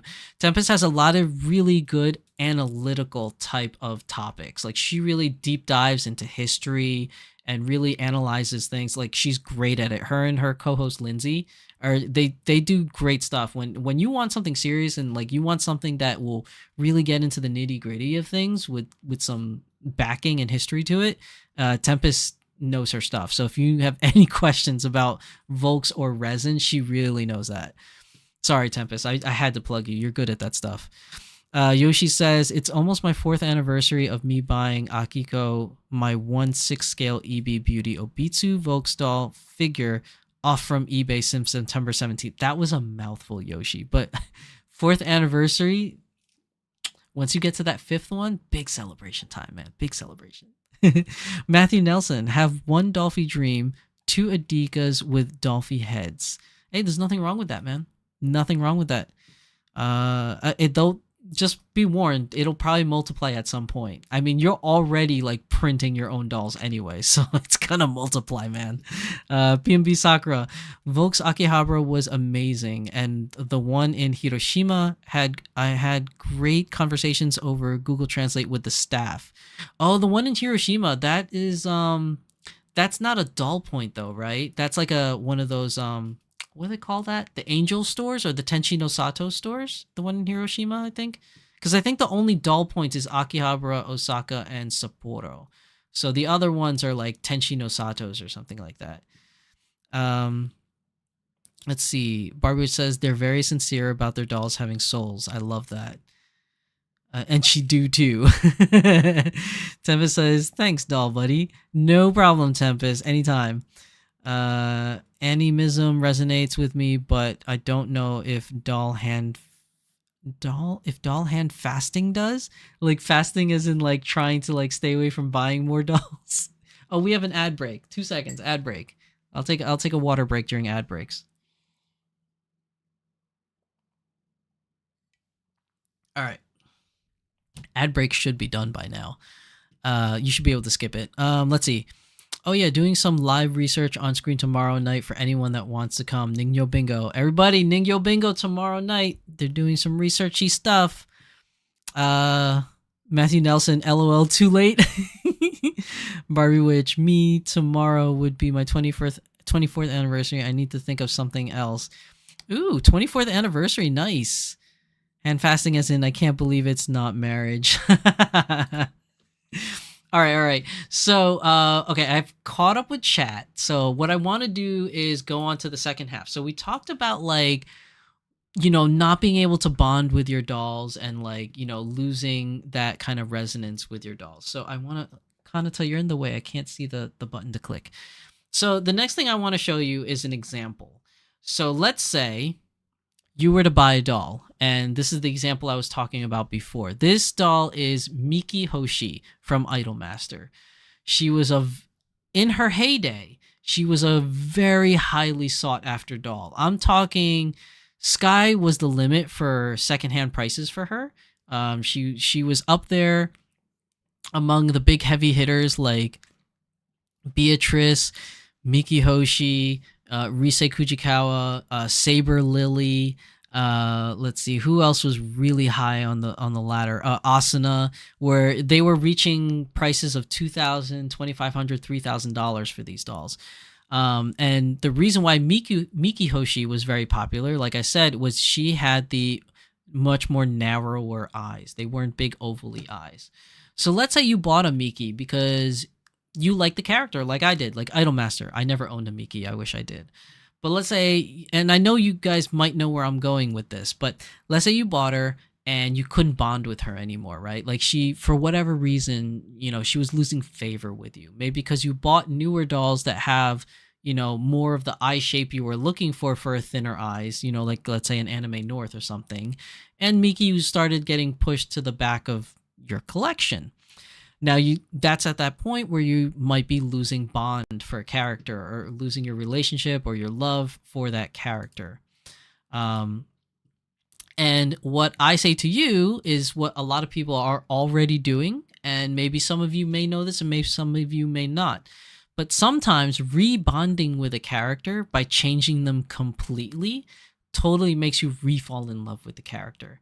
And one of my best examples here, and I do apologize to her for this, but I want to use an example of a picture, and it's one of my most favorite people on Instagram that I like to follow. They don't post as much anymore as they used to. I don't know why, maybe real life got in the way or whatever, but she would post these gorgeous pictures of her dolls, and she was one of the people that had a Miki Hoshi back in the day, and I absolutely loved her version of Miki Hoshi. So she changed her completely, and she ended up being Coco.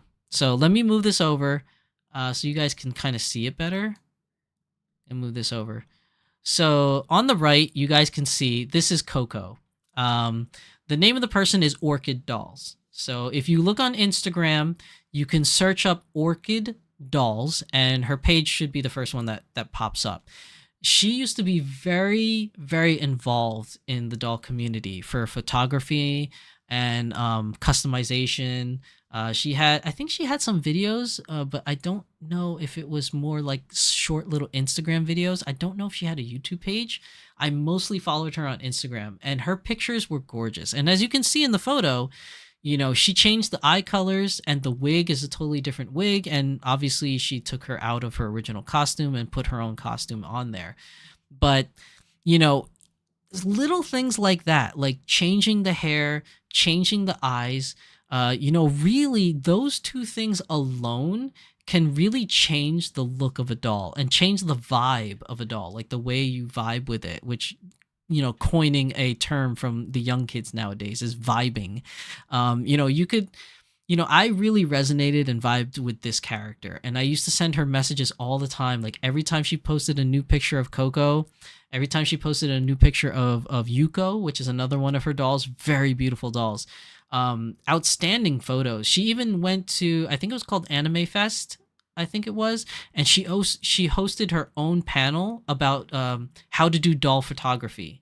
And it was a great panel. She posted a video of it, so if you weren't there to see it, you can actually watch her video online. It's on her main page. She has a website too. If you Google Orchid Dolls, she has a website where you can watch the video of her panel on how to do photography with dolls. It's a great video, and it's a great lesson if you want to learn more about photography and you know, taking pictures of these lovely dolls. But things like this, you could totally lose a bond with a character, and then, you know, maybe they're in the back of your collection, maybe you pack them away and put them in storage for a time being, and for whatever reason you decide to dig them out again. You can actually rebond with a character by maybe changing them a little. Now, this doesn't really help you if you're the type of person that collects dolls for the character that they represent. So for example, if you're a huge Miki Hoshi fan and you're no longer a fan of Miki Hoshi, sometimes changing the eyes and wigs will let you fall in love with the doll itself and not the character. And sometimes you just, I don't know, for some people, you just can't find it in you to change the doll's persona by changing everything. Like it's either Miki Hoshi or it's nothing. You know, some people are like that. Myself, I'm like that. Like that's me personally. Like all of my collaborated characters, all my IP characters that I have, I either fall in love with them for the character that they are, or it's time for them to get stored away or either sold. Because I just feel like, for me, changing that character that's an IP is like changing a person's soul in a way, and I don't want to change their soul per se, if that makes any sense. If it's an original character, I have a little bit easier time, you know, changing the character around to look like something else, because I didn't really have that initial bond for that character, since it's an original character and not something that I've, let's say, poured over like hours and hours of anime or manga, like staring at kind of thing. But that's just a me thing. That doesn't apply to everybody. And that's why I'm using this as an example. Like if you have something that you bought and for some reason you can't bond, sometimes changing the eyes and the wigs is enough to like give it a whole new feel and a whole new look and a whole new character. And that's an alternative to selling your dolls or storing your dolls. It's an alternative to rebond with them by giving them a second breath of life, by changing their look, maybe changing their name and their persona or the backstory of the character. And maybe that'll help you re-fall in love with that character, reignite that flame, so to speak. But yeah, I think that this is a pretty good example of that kind of a thing, of rebonding, I would say. Let's see.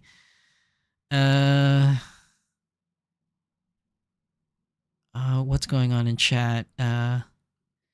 Matt says, this month marks my 1 year of getting my first doll. Now I have 2 Dolphies with a Megumin probably on the way to start my mega collection of licensed dolls.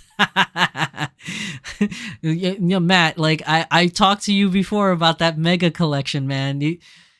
It's a daunting task, but if you're willing to do it, I would love to see that collection once it starts reaching its high. I think that would be one amazing collection. You could actually start a museum at that point, like if you actually build that collection.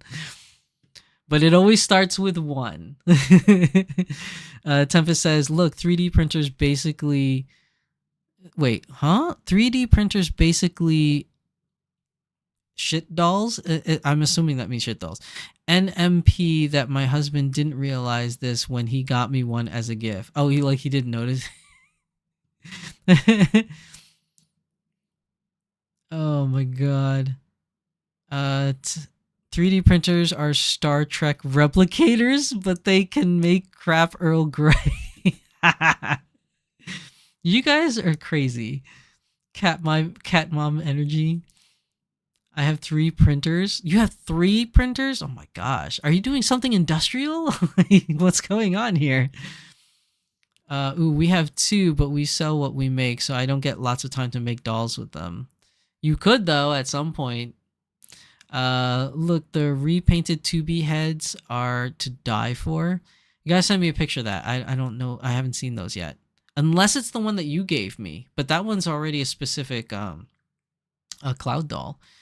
I have 0 3D printers and space venting for 0 and expect to get 0 in my urban home. Yeah, I really want a 3D printer Barbie Witch, but I have no place to put it. I already have a doll storage problem, let alone a 3D printer and ventilation problem. So I really want one. I want to try my hand at it. I just, realistically, right now, there's just no space for it. And there's no time, like, because it's, and Corey would tell you, it's like learning a whole new language. It's a new skill that you have to learn and develop. And I just don't have time to do that at this point in time. That's just me personally, though. But if you guys have the time and the energy and the drive to learn it, there's a huge payoff for sure. Not that you want to do it to sell anything, but even just doing it things for yourself, like making things for yourself, like it's a very beneficial skill to have. Let's see. Let's see. Kitten Cat Shop says doll photography with heart eyes. It's 100 hours per doll. Damn, that's long. Barbie says, unless I decide to give up my disabled life and get remarried, stares at Matthew Nelson appraisingly for 3D printers. Anna says, are you resin or filament? We are resin here. SSDI don't come easy. I'm gearing up to print my first 1/3 scale body. Ooh, that's interesting. I know you made a lot of those, like, are they considered? I think they're considered 1/6 scale, right, Tempest? Those ones that you were giving away for free at the doll convention. Matthew says, I started a resin, but I have a small resin printer, mostly filaments. Finding skin tones is hard, but I have a lot. I've heard that. I know nothing of the struggle, but I've heard that that could be a pain in the butt. Kitten Cat Shop says, we changed eyes on Kitten Cat and we make them our own. Batgirl is Officer B. Gordon. Tempest, it's addicting. I've heard that too. I've heard it's addictive. I always liked my Zumi, but it wasn't until I got the right wig and Anna got the outfit that made just right that I fell in love with her. She is the one on my desk all the time. Did I see that one, Corey? Did I see a picture of Zumi? Casey says, personally, I don't mind changing IP dolls, even getting them a new face up. Make it feel my version of that character. Ooh, speaking of which, I have something to talk about at the end of today's episode regarding something close to that, Casey. It's not exactly the same as what you brought up, but it's something that crossed my attention and I've been wanting to talk about, and I feel like today might be a good day to talk about it. So I'll mention it a little bit later. Remind me if I don't say anything. Matt says, once I'm rich and famous, I'll have a building constructed specifically for storing and displaying my mega collection. Gotta keep the dream alive. I can't wait to see that dream come to fruition, Matt. Let me know how the 1/3 goes, Tempest. I need 2 SD bodies for resin heads. You have a Matthew Nelson says I have a big girl 1/2 scale. The big girl took 3 days just for her head. Oh my gosh. They're 1/6 scale, sculpted by the artist Alethal Art and printed by me. Oh yeah, those are the ones that you made, right? They're 1/6 scale. Okay, yeah, those things were cute. I actually kind of liked the way they looked.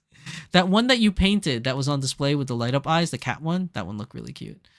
Corey says Zumi is the one that rode the Star Wars. Oh, that one, Zumi. Okay, I know which one. All right, I got you, Corey. Okay, so I'm caught up with chat now. I always want to make sure I give chat a shout out, like, because you guys are part of this community and you're part of this channel by now, and I want to make sure that all your voices are heard. So, all right, so we're caught up with chat. Moving on.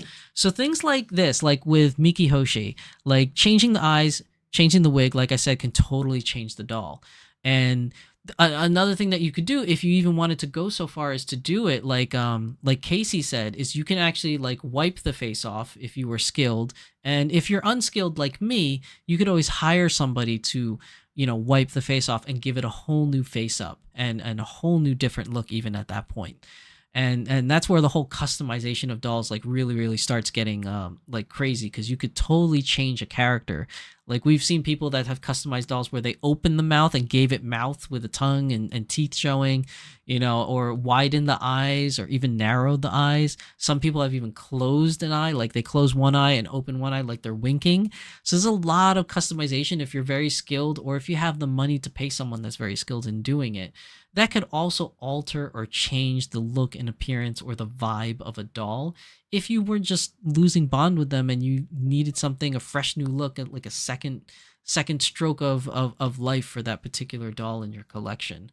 And I totally think that, you know, whether it's financial, whether it's space wise, or whether it's bonding, I think at some point, at least half of the doll community is going to run into this problem of how many dolls are too many.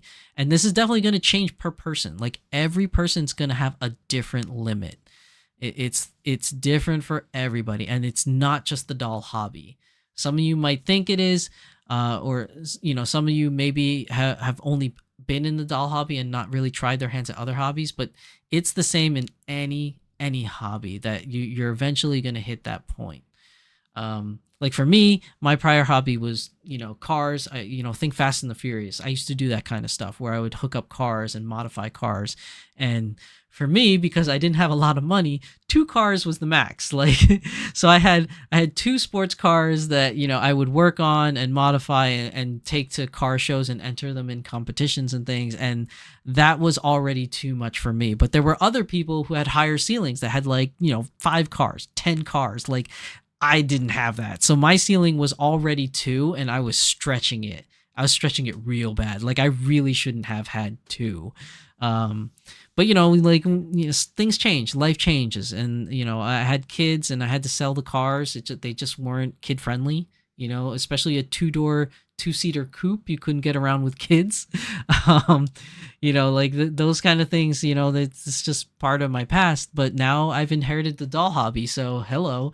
And you know, and I'm starting to get to that point where, you know, maybe too many dolls is too many now, and I have to start paring down my collection. And when it comes to the point in time when I have to start selling some of my dolls instead of storing them, you know, I don't want to open the door too much because I might get way too many tweets or direct messages. But if there's something, you know, that I have in my collection, you know, you could always ask to see if I'm willing to sell. But 9 times out of 10, the answer will probably be no, because I still haven't gotten over the fact of selling yet. Like I've only sold 2, and you know, I have a 3rd one that I might be selling, but it's really hard to let go. Like I have a lot of sentimental attachment to pretty much all my dolls for the most part. But yeah, I mean, I'm at that point. Like I have 3 more on the way, and I'm really not sure, you know, where I'm gonna put them. I've already had to sell a lot of my other hobby stuff just to afford them. You know, a lot of my Gundams are now gone. I sold a couple of my, sideshow statues and Good Smile statues so I could afford them. So like, a lot of things are making way. A lot of things are being pared down so that I can still stay within my pseudo comfortable realm of how many dolls are too many.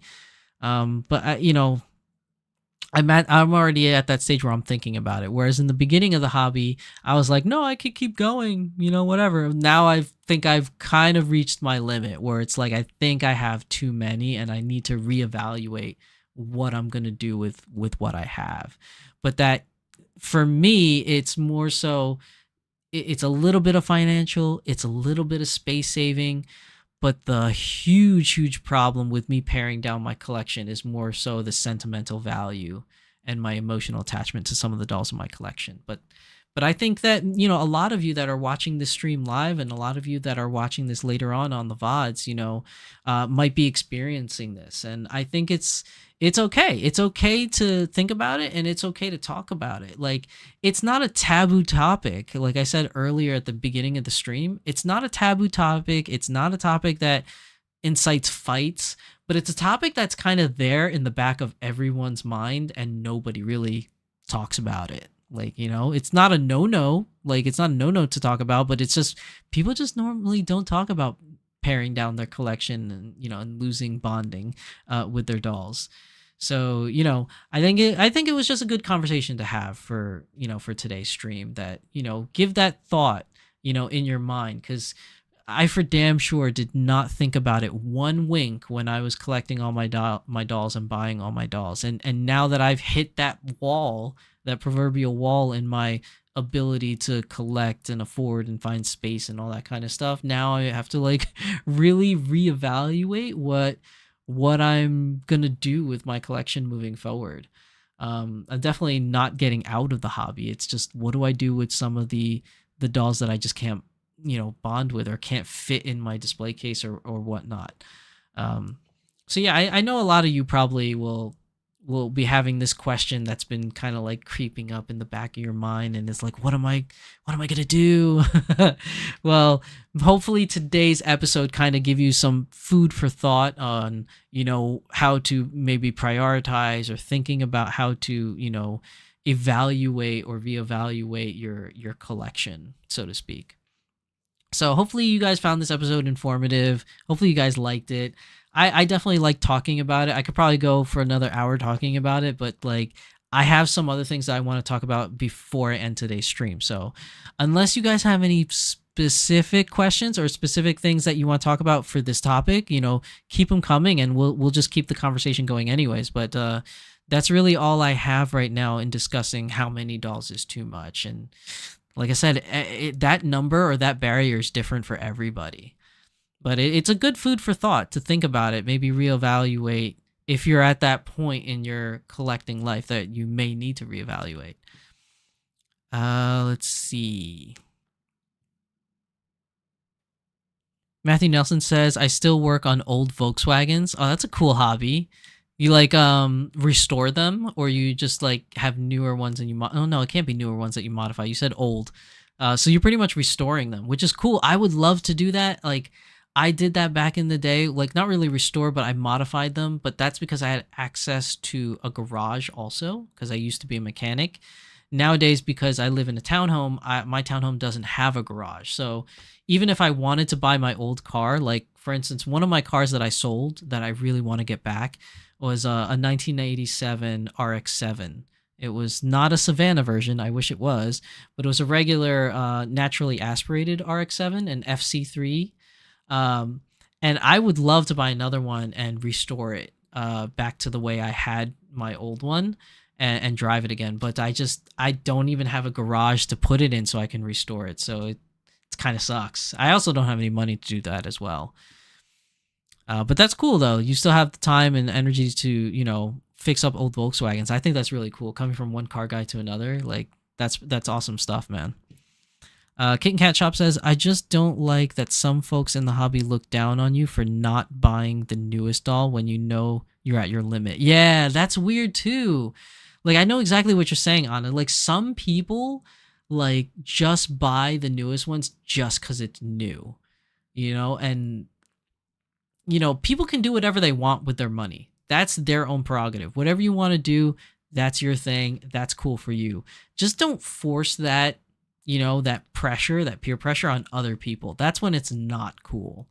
Like, you can't be like, oh, I bought this, you should buy this too, or you're missing out for not buying this. Like, you know what I mean? Like, everybody has their own limits. Everybody has their own wants or needs or even likes. So, just don't force it on other people. It's not cool, man.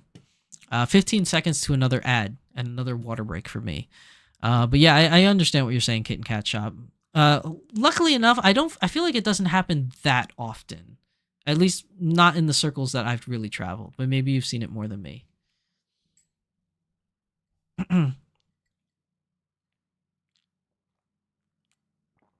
Okay, water break. Matthew Nelson says, I don't need more, but you want more, right? That's the problem. See, I didn't need to have $28. I just wanted 28 of them. But like, it's not really a need. Remember, this is a luxury hobby. This is not like a need. Batman says, if you need me to ever store some kids for you, I got you, homie. Okay, Batman. I'll remember that one. Kitten Cat Shop says, or make it a competition. Yeah, that's not cool. It's not a competition, people. Barbie Witch says, I don't get how some people get the money, but good for them. I mean, some people just have a lot of disposable income. Like, let's take a different example, because I don't want to talk about my fellow doll hobbyist. Okay, so let me use an equal example. So when I was in the car hobby, right? There are some people that just have a lot of disposable income. And this one guy in particular that I knew, he always had like a new car. Like every year he got a new car. He would be like one of the first people to like modify and hook it up and bring it to a show. But he was like a highly paid New York City surgeon. Like, he made a lot of money. So he could literally buy a car every year and fix it up every year. And he was the leader of his own car club because he got moolah money. And he used to do that all the time. And then the ones that he didn't want anymore, or he didn't, he would just sell. He would just sell to other members in the car community, or he would just sell it on eBay or something like that. And they would be like good condition cars with a lot of modifications, and he would sell it for a ridiculous amount of money. But there are other people out there that just want a fully completed car instead of having to go through the hassle of modifying it themselves. So, I mean, it just depends on who you are. Like, if you just have such a large amount of money, you could just buy whatever the hell you want. Now, other individuals that have really large collections, sometimes those people just spend more than they make. And I hate to say it, but unfortunately, it's just irresponsible spending. Like, if you're not able to afford rent, or if you're sacrificing your health by not eating properly so that you can buy the newest and greatest doll and have one, every single one that comes out, like, that's not healthy in many ways, both physically and financially. That can't even be healthy mentally. But some people do it, like some people do it. So when you see people with like a huge amount of dolls and they're always like bragging about it, sometimes they just got a boatload of money, and sometimes those people, they just don't know how to properly, manage their finances. And unfortunately, you also see those same people constantly selling dolls, saying like, oh, I need to sell this so I could buy new dolls, or I need to sell this because I don't quote unquote bond with them anymore, kind of thing. But we all know it's not a bonding thing. It's because you have like 100 and something freaking dolls, and you need to buy more for some reason. Like, some people are just irresponsible spenders, and, not to name names or anything, but you guys have probably seen them in Instagram or Facebook chats where people have a ridiculously large number of dolls, and it's like, where did they get this money? Me personally, I think I'm in the middle ground. I'm not like a ridiculous spender, and I'm not like a frugal spender. Like, I have an average amount of dolls. And it's funny that I say that, talking about like me having 28 dolls and 3 more on the way. I know that sounds a little ridiculous for people that consider themselves in the middle ground, but you also have to remember that some of the dolls I've worked in collaborations with people, and I was gifted them for free. So, you know, for the sake of example, like what's it called, like C2, like I was actually one of the people that helped create C2. Just same thing along with Puppy and I keep forgetting that other person's name. I do apologize for not remembering your name, but like the three of us were gifted our own C2s because we were part of the developing and making process of the doll. So some of my dolls may have come to me by way of that. So if I were, let's just say it this way, if I were to spend money on all the dolls that I had, I probably wouldn't have as many dolls as I currently have now. So I'm very fortunate and very lucky to have had that opportunity to work with companies in order to be, like possibly gifted some. So that's just something that I'm very lucky to have that opportunity. That I know a lot of people do not have that opportunity, and those dolls are never going anywhere. So like those dolls will never be sold. But yeah, like I think that when you have a collection and it gets too big or too much for at some point, this is definitely going to be something that's on the gonna move from the back of your mind to the forefront of your mind.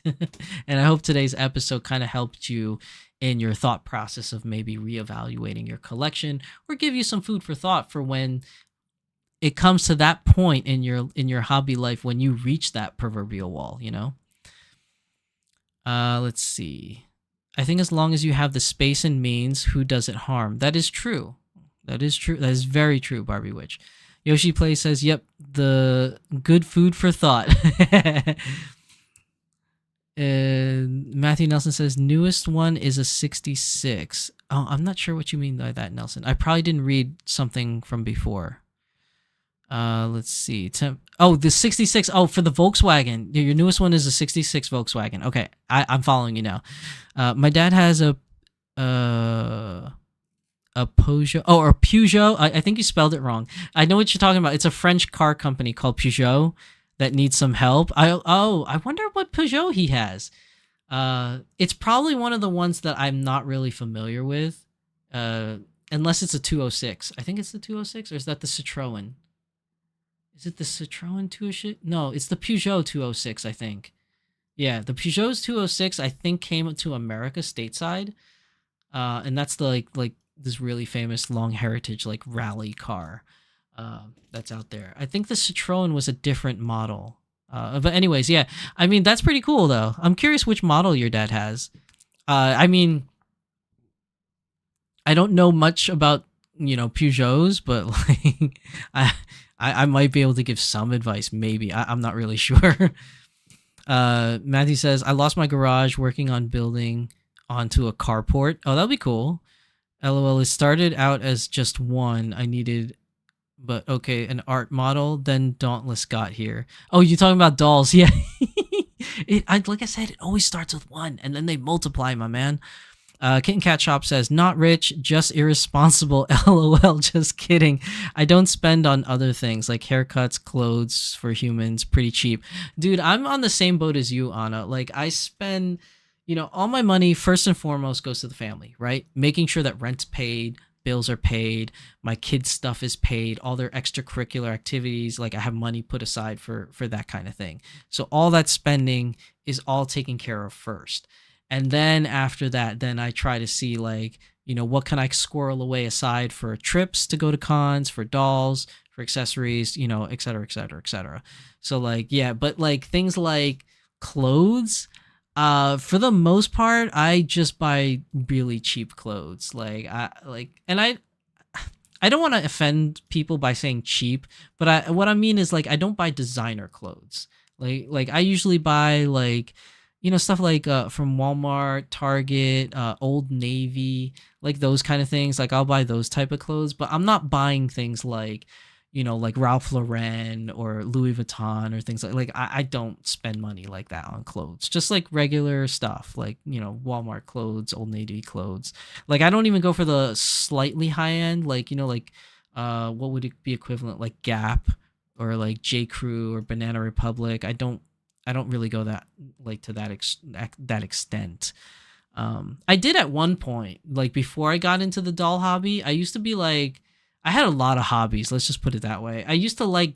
Does anyone?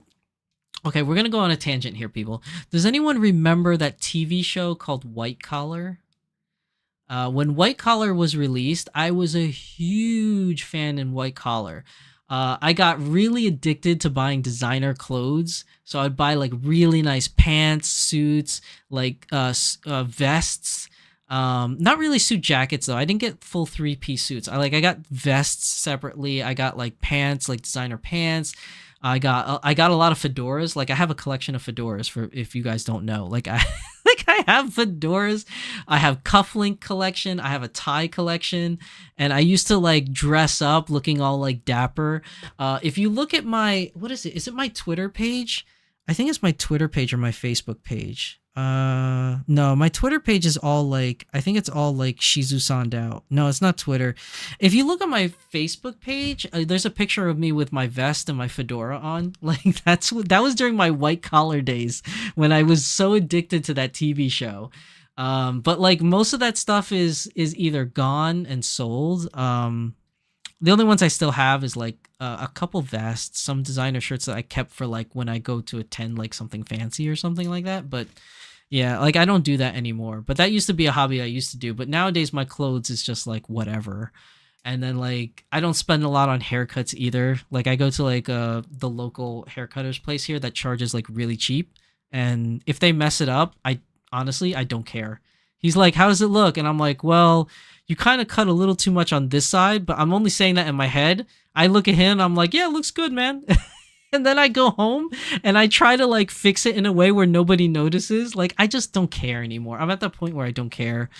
And I spend, and like a lot of times when I spend money on things, I always, and I know you guys are gonna relate to this 100%. Whenever I spend money on things nowadays, I always equate it to dolls. So like, for example, if I go out to eat with friends at a fancy restaurant and I know that my bill is probably going to come out to like $50, maybe $70 because we're eating somewhere fancy and we're drinking also. So, you know, drinks cost expensive. And I always weigh it against going out with my friends and having drinks for $70 or buying that new Smart Doll shoes that I really want because that's also $70. Or buying that new Smart Doll jeans that I want. That's also $70.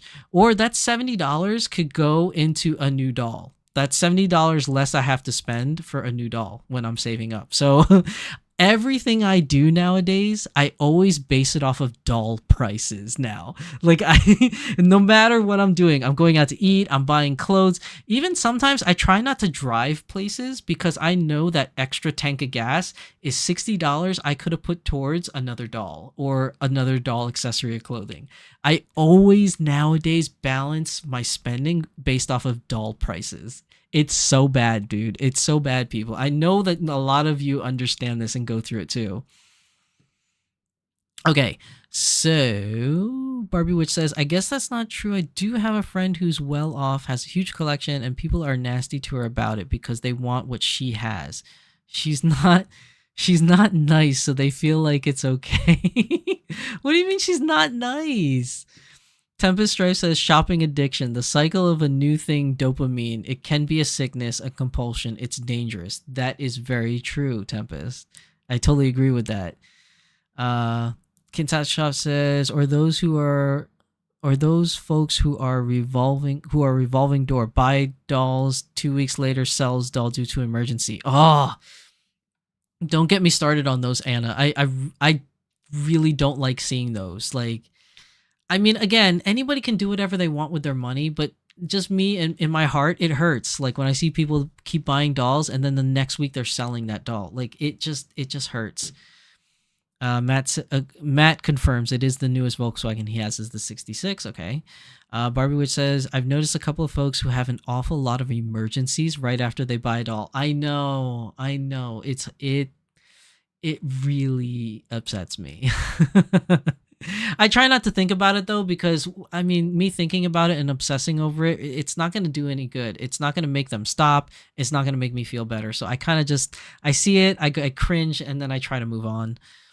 Let's see. Tempest says it's a model that was not quite released to all, but he got from a dealer. Wait, I'm sorry, I missed that. Wait, I don't know what you're talking about, Tempest, because I tried to read the thing that you said before, so I'm not sure what you're referring to. Oh, you're referring to the Peugeot. You're referring to the Peugeot. Okay, the model is not quite released to all, but he got it from a dealer. Oh, okay. Yeah, because Peugeots were pretty rare here in the States. Like especially nowadays. I think they had some cars that they were releasing in the 80s or something like that, but not anything recently. Tempest Strife does remember White Collar. Like that is one of my all-time favorite shows. Even to this day, I love that show. I love it so... Okay, here's another tangent. I love White Collar so much that I refused to watch the last season. And the reason why I refused to watch... Even to this day, I have not watched the last season of it because that means it ended. How petty is that? I don't want to see how it ends because that puts a finite ending to the show, and I didn't want to see it I don't want to see it come to an end. So I just rewatched the old seasons over and over. I can't. My wife has watched it and she keeps telling me to watch the last season because she also likes White Collar, and like I can't bring myself to watch the last season because it means it's over, and I don't want to do that to myself. That's one of the very few shows that I actually do that. Like I don't do that for a lot of things. Like I can't. I feel it's too heartbreaking to watch the last season. Let's see. Barbo says, I can't say that this is a good idea, but I can't say that I'm not quite sympathetic to someone who wants to enjoy the luxury of a doll over bills. It's not wise, but I get it. I remember it. Yeah, I mean, I get it. I get it too. I get that dopamine hit that Tempest said. Like, you get that dopamine hit, that rush. But, like, my logical side of my brain says, your kids can't eat. You're going to have no house. Like, I have to be responsible about this. Bad decisions like that catch up with you anyhow. Yeah, it does. It does. Tempest says it's units of dolls. Corey says doll versus Lego versus retro video game versus etc. etc. etc. Dude, I know you, Corey. You have a lot of hobbies just like me, man. But I can't right now take it to the same level as you. I bow down to you, my friend. Barbie Witch says, also, I had a shopping addiction. I definitely get it, and I have relapses. I mean, shopping addiction is more accurate. Like Tempest says, it's frightening. No, I agree. It is. It can be frightening. Like, I got into that binge when I was in the car hobby, and that's why I ended up having 2 cars. Like, I really stretched my budget very thin having 2 cars. And bringing 2 cars to shows and stuff like that. So yeah, it can be very addictive, and you have to be mindful and you have to be careful about it, especially for you younger people in this hobby. It's very easy to kind of go overboard, and you don't really feel it when you're that young, and you don't have as many responsibilities, but it could catch up to you and build up. So just be careful, Christina Kowald, welcome to the stream. Christina, what's up? Hi there, everyone. Hope you're all well and having a great time. We are, Christina. Welcome to the stream. I know you came a little bit later, but and I know you know this already, but you can always watch the VODs later, so that you can catch up. But it's great to have you here, and you're catching the tail end of it, but you can still participate, and there's still a lot to talk about anyway. So let's see. Matthew says, oh no, retro video games. I have lots. Oh, Matthew Nelson, you got a friend in Scruffy. Let me tell you. Scruffy trolls online auction sites, and we thrift a lot. It's sort of a competition / hobby of ours. Who gets the best deal wins. I know. I've seen you on some of those hunts, like when we go to cons. So I see you. All right. Before moving on to the next topic, right? The next topic I want to talk about is something that's sort of close to this topic, but also is something that I noticed that it really rubs me the wrong way. In one aspect, it rubs me on the wrong way. In the other aspect, I feel like it's not. I don't want to say it's completely wrong, but I want to say that it's not entirely a good reason, If that, and I know that doesn't make sense now because I didn't explain what the hell the topic was, right? So let me move on to that topic. I'm going to change photos here. Okay, so let me move chat so you guys can, oh man, I pressed the wrong button. Okay, so you guys can kind of see this right here. All right, so in this first picture, okay, this is a picture of a prototype. This is a prototype of Coco Prowess with pink whiskers. There was only one made. Now, this is an example picture, okay? I'm not going to tell you the person's name or what platform they used, but this is just an example that I'm going to use. So this happened like a while ago. This is not something recent. This happened years ago, probably back when Danny Chu was actually doing prototypes and stuff. So this was like 2017, I want to say. Time frame. If you guys remember, if you've been around in the hobby since the beginning at least of Smart Doll, you know that Danny Chu had something called the prototype garage. He doesn't really use it that much anymore. It's more so like if he has something that's a one-off, he'll just kind of like put it in Twitter and it ends up being a click war. But he used to have this thing, and it's still there. If you Google it on his website, you go to the search bar and you type in prototype garage, it's still there, and you could see everything that was available.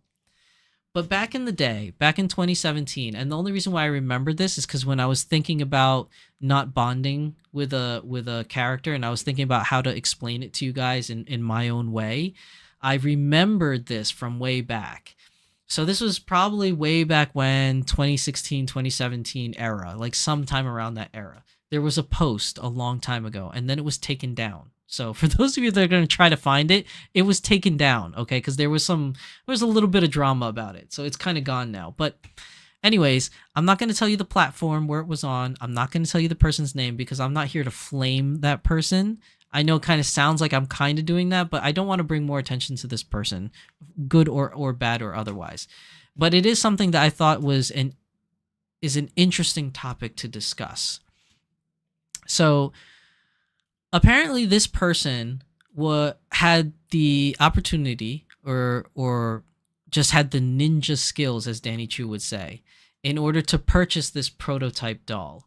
Now, for those of you that weren't around in the hobby during this time, anything that went up on the prototype garage was a one-off, hence the word prototype. There was only one ever made, okay?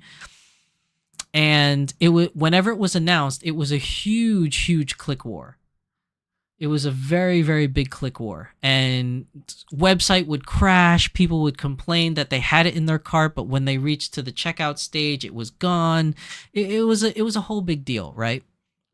So this individual, who shall be nameless, actually won one of these prototypes, and it's not this Prowess here because again, I'm not going to tell you the exact one because I don't want to bring attention to that specific person, but they ended up buying a prototype doll.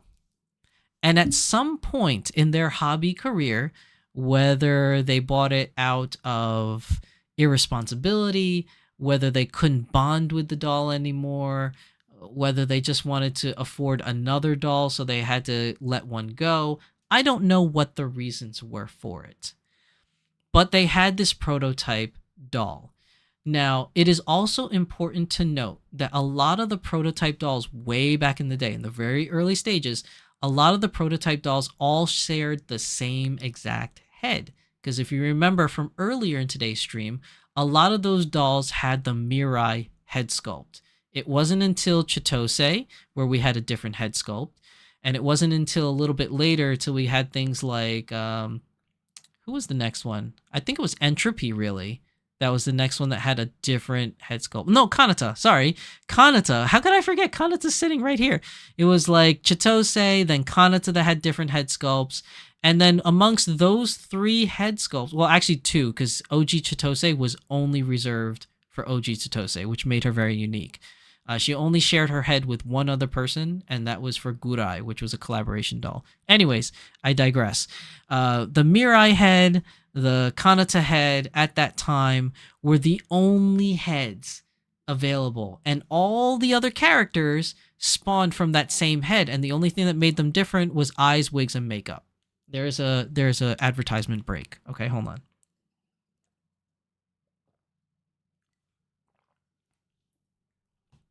All right. The 5 minutes should have passed. You guys should have skipped the ads by now. 5 minutes, the 5 seconds. Okay, so back then, one of the prototypes was a Mirai head, or a Kanata head. It was one of those two. Again, I'm not going to tell you which one it was, but it was one of those two heads, and it was a limited prototype head that had a very specific makeup, a very specific hair and eye color that was different than the original head that it was casted on, which made it a one-off. It was a prototype. There was only one ever made. I repeat myself over and over because it's a very important thing to remember as I go on with this story. It was a one-off. There was only one ever made. Danny doesn't even have it in his own collection, as in one with him and one with somebody else. No, it was literally just the one, which makes it incredibly rare. Super duper rare, right? Because there was only one in existence. Okay, I think I've hammered that point down pretty hard. So what must have happened with this individual at some point in their hobby collecting life, they didn't bond with the character or the doll or whatever. And in an effort to re-bond with the character, they completely wiped the makeup off of that doll's face. They got rid of and sold the wig that was unique to that doll, and they got rid of the eyes and sold the eyes that were unique to that doll, and then change it with another wig that they found online, and they changed the eyes to another set of eyes that they found online, and they did the face up themselves on the doll. Now, I know a lot of you are pretty much listening to this and cringing right now. And some of you might be very upset from hearing this. But that's what happened to this doll. Now, again, here's the problem that I have with this. This person spent a lot of money on this doll. And regardless of what you may think, okay, when they purchase this doll, it is now theirs. They are free to do whatever it is they want with this doll. If they want to change the eyes, they can change the eyes. If they want to take off the makeup, which is super ultra rare, that makes it very unique, they can do that because it's there. They purchased it. They can do whatever the hell they want with this doll. Here's the problem that I have. One, as a collector, it breaks my heart that this doll that was a one-off does not exist anymore. Simply getting rid of the eyes, the wig, and the face up that all made it very unique and a one-off doll breaks my heart that that doll no longer exists. But again, that's just my own personal opinion. Whoever purchased this doll, they can do whatever it is they want to that doll. It is theirs. They own it. They have every right to do whatever they want with it. This is the part that really gets me, that got me kind of mad. They then proceeded to sell the doll. They proceeded to put the doll up for sale and then charged an exorbitant amount of money, saying that it is a rare prototype doll. They were like, this is a rare prototype. There is only one of this doll ever made, and therefore this doll I'm selling for, I don't remember the price, but it was something super ridiculous, like $2,000 or $2,200 that they were charging for this doll. And they framed it as, in the description, they said, does not have the original eyes, does not have the original wig, and the original face up was wiped off and I put a custom face on it. But it is an original prototype, and then they put the picture of the prototype doll from the website and put it in their sales post. As you can probably imagine, this set the Smart Doll world or community on fire. Like, people were mad. The post was taken down, and for those of you that are new to the hobby, you probably won't remember this or know about it, and you're not going to find it because it was already deleted. But those of you that were around during that time, if you remember this, like, that, when I was thinking about losing bonding with the character and trying to rebond by changing makeup and changing eyes and things, I legit feel that way. But when it comes to a doll that's a one-off prototype, there's only one of it. No other doll exists of this particular doll. It doesn't exist. You have the only one. And like I said, you could do whatever it is you want to that doll. It is yours, you own it. But to have the audacity to turn around and try to sell that doll for an exorbitant amount of money and justify it by saying it's a one-off prototype when it's not a one-off prototype anymore, because you got rid of the wig. It's not going to be sold with the doll. You got rid of the eyes, which is not going to be sold with the doll. And you wiped off the face paint, the makeup, the face up that makes the doll. Like, it pretty much is a blank Mirai or Kanata head that you could have purchased from Smart Doll in a Chaos bundle, which costs you $50 for a Chaos bundle, I think, right? Of heads. If you get a 2-pack of Chaos heads, I think it's like $50 whenever they have the Chaos bundle. It's $50, and you have the audacity to put it up for sale for like $2,000 or more. I was like livid. I was livid, and like I totally forgot this ever happened until I was preparing for today's episode, and I was thinking about losing bonding with a doll and trying to rebond with a doll by changing things on the character, changing eyes and things like that. Like, and then when I was thinking about that and writing down on a piece of paper, like, you know, my thoughts that I wanted to convey in today's episode, it hit me and I totally remembered this doll. Like, I mean, look at it. Like, this is an example of what a prototype looks like. Danny doesn't sell this doll of prowess in pink anymore, or at all. There was only one ever made. This is the original prowess right here. So I'm going to move chat for a little bit. Okay, this is the original prowess. This is what it looked like. Now, I know it's not the same skin tone color, but just use your imagination for right now.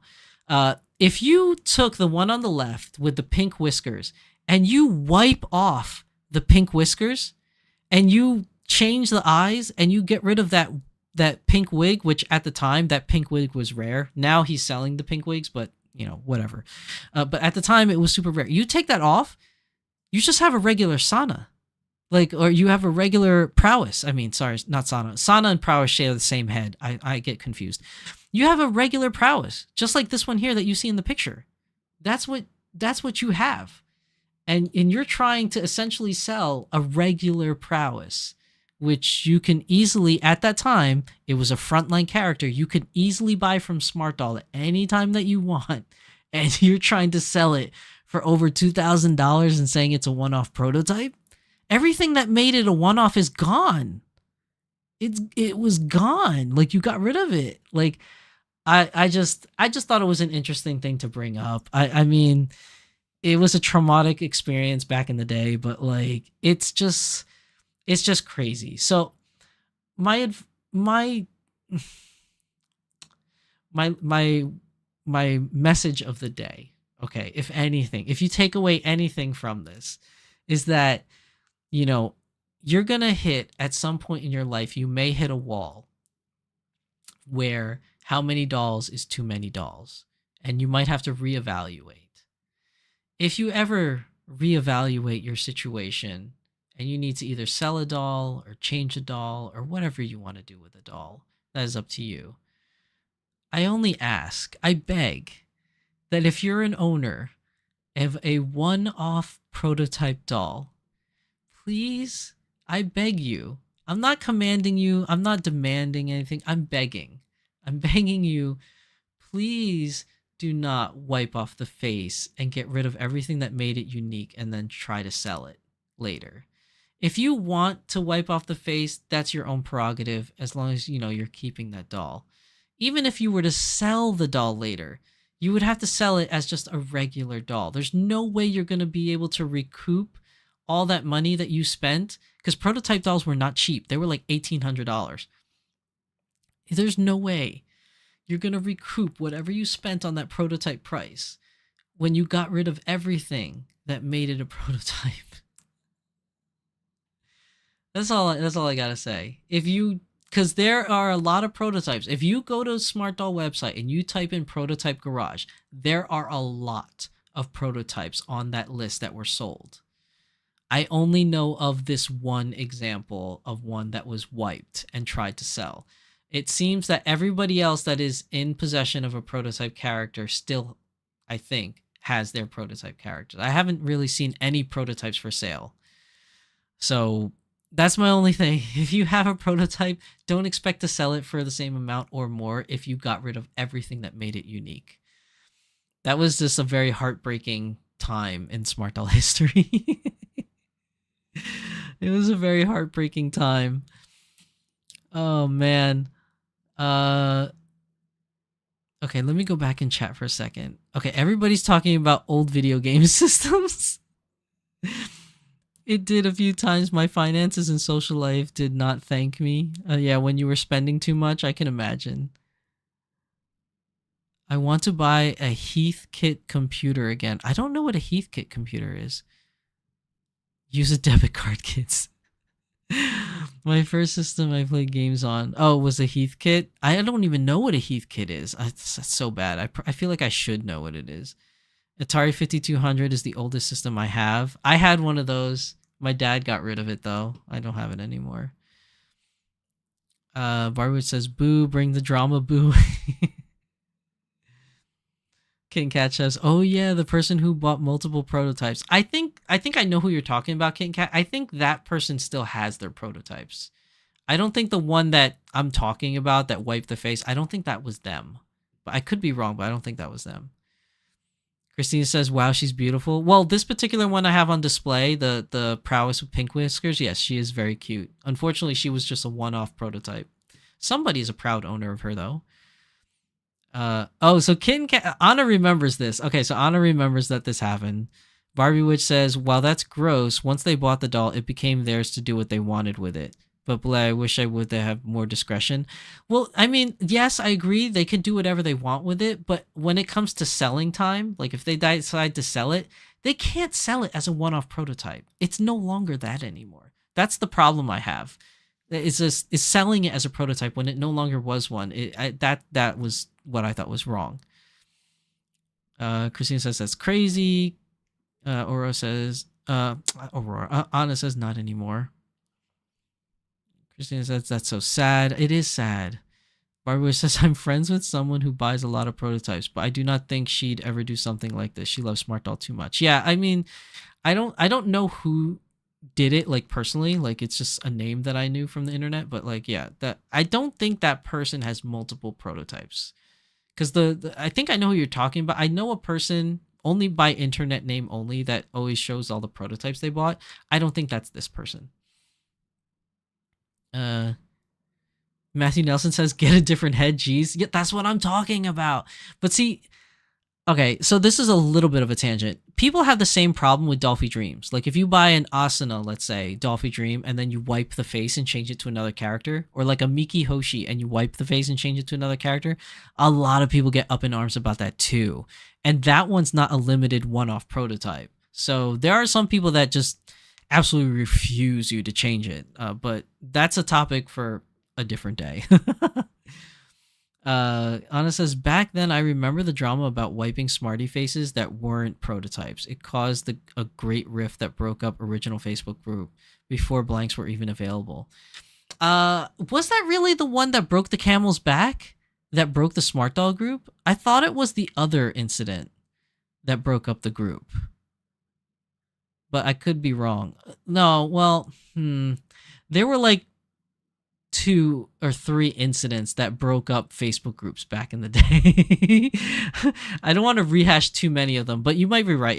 That might be the first one that happened, which is wild though, because back then in the early days of Smart Doll, every doll was a frontline doll. They were available all the time. Like, so if you wipe off the face, there's always another one to buy, which we now know years later that that's not the case, because a lot of those dolls now are now super rare because Danny doesn't make them anymore. So, you know, rip Julia, because Julia was another one that I wanted, but whatever. Julia Twilight was another one I wanted. The old Chitose Coco, which was like that lavenderish skin color, is another one I wanted. Those are excuse me. Those are all gone. They might come back in a reawakening. Who knows? I mean, I don't know. I would love to see a Julia or a Twilight come back. Let's see. PMB Sakura says, "Night all. I'm starting to feel tired. Hope you have a good night." Good night, PMB Sakura. Thanks for coming. Barbie Switch says, "Good night. This was 5 years ago." Somewhere around that. It was around like 2016, 2017 era, I want to say. I'm curious to know what the repaint looked like. It was not good. Let me just tell you that. Like, I'm not trying to, like, you know, I'm not trying to be mean about it, because everybody has different varying skills. Like, this person might be a beginner when it comes to face up, but it definitely wasn't the face up of somebody that is very experienced. It looked more like a beginner's hand at trying to make a custom face up. Let's see. What other incident? God, there were about 3 incidents in the past that broke up smart doll groups. I don't want to go over it right now. It's a whole nother thing. You want me to rehash? No, it'll take another 2 hours of an episode today. We'll have to say that for another time. Even if I don't even know if I want to dredge up all that drama. It was too much drama. King Cat Shop says it was the same 2 to 3 people involved. Oh, was it? Anna says it was bad to repaint. Yeah, it was bad. Like, I don't mean to sound mean, but it was not good, the repaint. Like, I mean, not that it excuses anything, but if the repaint was like professional level quality, I would have been like, well, at least they made it look really nice. But this one was like, it was definitely somebody that was just learning how to do face ups. That's pretty much what it looked like. Think of somebody doing a beginner level like face up, and that's pretty much what it was. Let's see. I think that might be it. That was like the last bit of like crying sob story. Yeah, that was it. That's all for my slides. But yeah, that was that's it for today's episode. So I hope that, you guys came away with some good advice. Maybe you learned some things. Maybe I may have helped you out when rethinking or reevaluating your collection. But I think it's definitely something that every doll owner has like tucked away in the back of their head, somewhere in the deep recesses of, maybe I've hit too much. And you're going to have to reevaluate. So, hopefully this helped. Even if it didn't help, and even if this doesn't apply to you, at the very least, I hope you found this episode fun to listen to and enjoyable. So I'm happy that you guys were here and enjoyed today's stream. I'm very, again, and I say it all the time, I'm very lucky, and I'm very happy that you guys are such a great community, and especially like, participating every single week in chat and bringing up questions or bringing up topics or bringing up really anything that really contributes to, essentially, you guys are the lifeblood of this channel. I'm simply just the host, but you guys giving your opinions, your thoughts on things is what really carries the conversation and makes it like such a good place to be in right now. So I can't thank you guys enough for attending this live. And those of you that are watching this later on the VODs, your comments that you put down, whatever they may be, is always greatly appreciated. So I do thank all of you, for coming and hanging out with me tonight on another Friday night episode of Beyond the Doll. So before we end things at a final shebang, as always, we will go and do the very last part of today's episode, which will be Shizu-san's Anime Corner.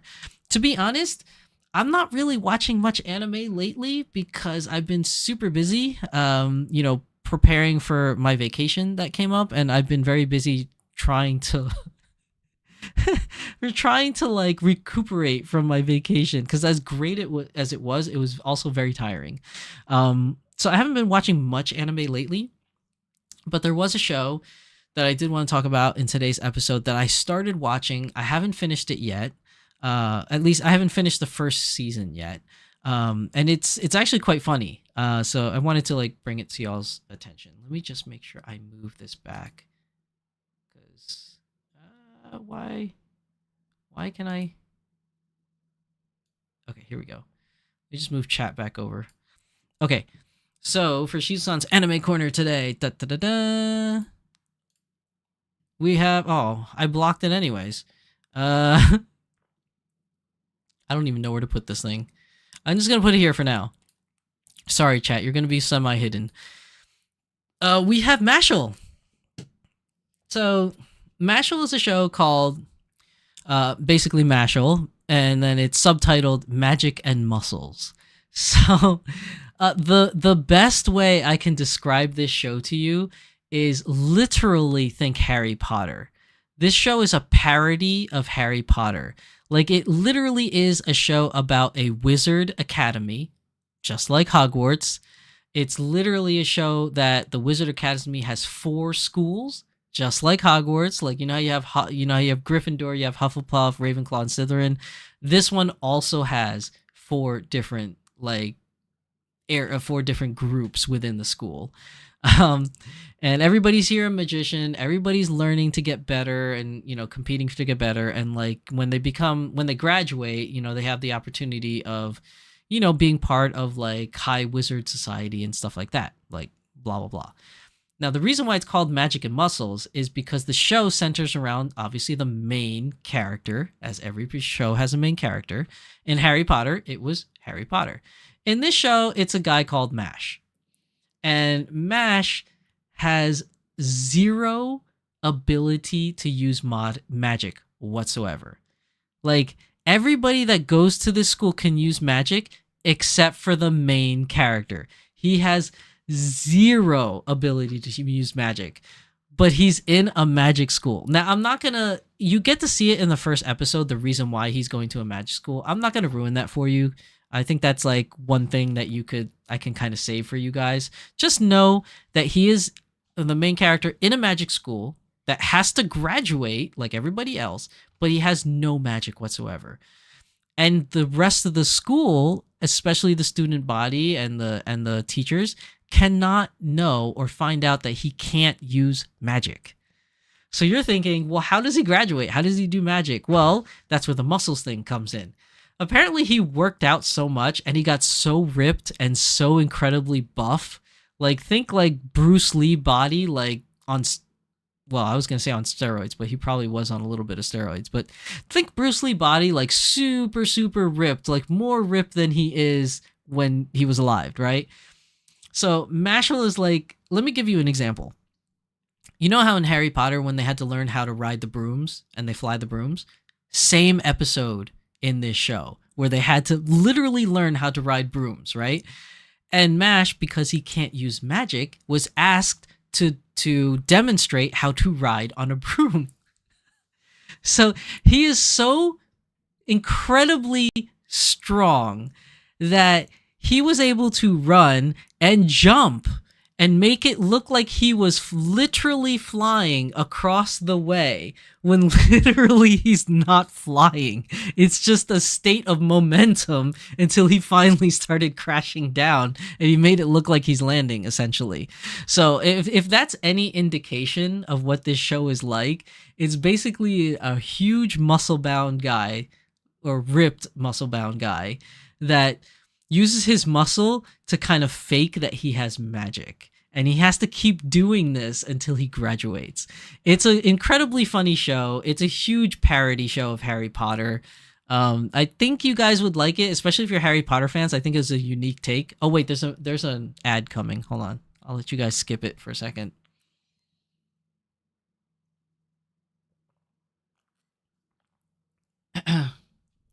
Okay, so it's a really, really funny show.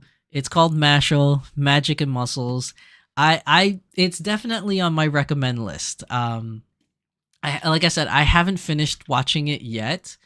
And I'm starting to get to the part of the series where like there's a little bit more to the story than what I already told you, that you'll find out in episode 1 anyways. But yeah, it's a great show. The art style is pretty good, but it's very shonen art style. I think the show itself is shonen. Does it count as shonen? I don't know if Mashal counts as shonen. I actually don't recall, to be honest. I mean, either way, like the art style is very reminiscent of like I guess Naruto and like um fairy tale like kind of art style.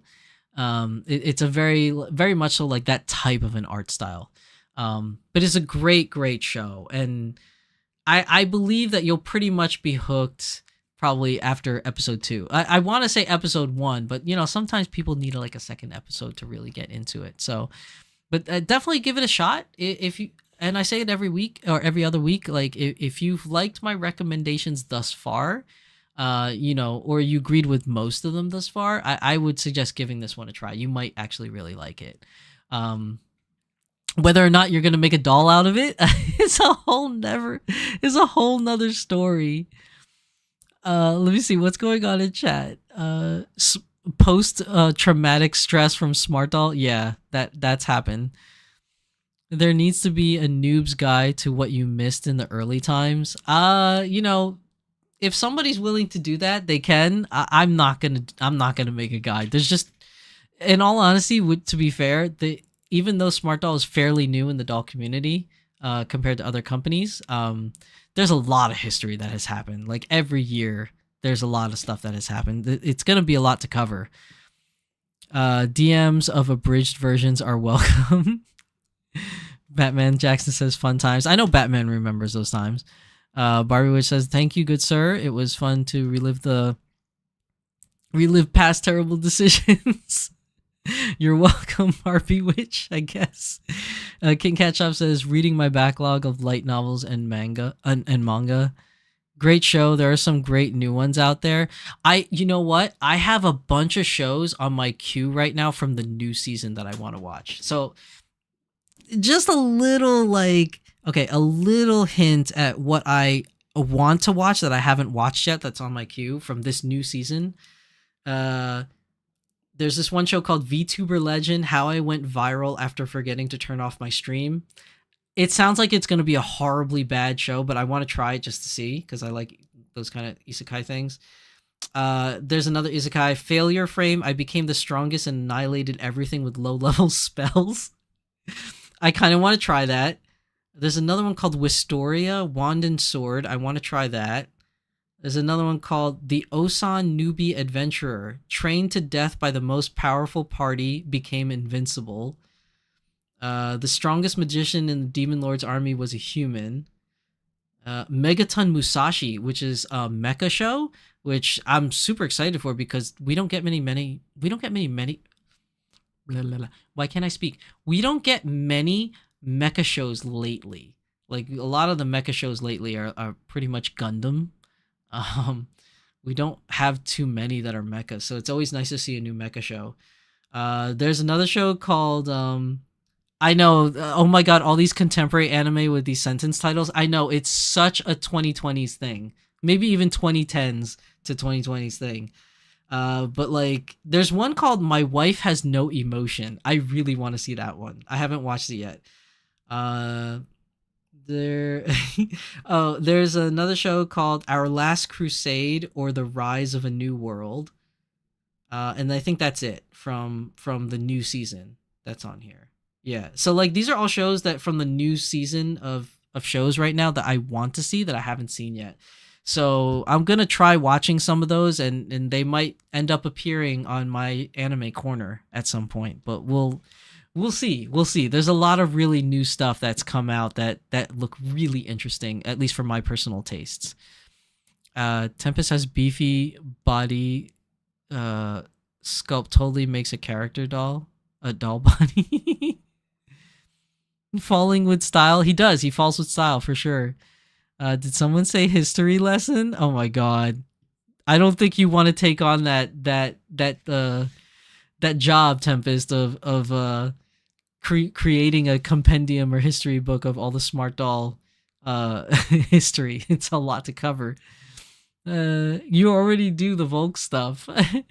Kitten Cat Shop says, I swear some manga titles are just trolling English speakers. I know. It's really bad. It's gotten really, really bad. Tempest Drive says, someone should make an anime that is called This Anime Has a Sentence for a Title. There's too many of those shows. And the funny thing is that I like a lot of those shows, which is really stupid. I know it's stupid, but like, I don't like the title. I like the show though. I don't like the title. I think the title we could do without and call it something else. But the shows I've actually kind of liked. But this one, Mashal, Magic and Muscles, thank God this one has a short title. Like this is more succinct, straight to the point kind of title. It's good. It's good. All right. So that's everything today. Today was somewhat of a long stream. It's maybe an average stream really for me. I usually gravitate around 2:45, 3 hours. And when it becomes a long stream, it goes way past 3 hours. But yeah, like I said before, I hope you guys enjoyed today's topic. Hope you found it informative, maybe helpful even. And if you didn't find any of that, at the very least, I hope it was entertaining. So thank you for watching, and hopefully you'll see these girls again in another episode or at a con or something. I want to make more of a conscious effort to bring out some of the girls that haven't really seen the light of day in a long time. So, yeah, I think I was going to say something else, but I literally drew a blank. So I think that's going to have to be, let me see. I'm just making sure on my notes that I got everything I wanted to talk about. Yeah, I think that was pretty much it. So that's everything for me. So unless you guys have anything else you want to talk about, I'll give it that couple minutes right now at the end for you guys to post anything in chat. But I think if you guys are good, we're going to end it here. Barbie Witch says this anime doesn't want you to watch it. Christina Kowal says, A Signs of Affection, which is so beautiful and brings tears to my eyes because it's about a came here girl who finds love. Wait, which one are you talking about, Christina Kowal? Is it one of the ones that I mentioned? Because I don't think you were talking about Mashal. Corey says, that time I was reincarnated in another world as a different gender, but also has a low-level skill that allowed me to be the strongest and also really pretty and just a bit slutty.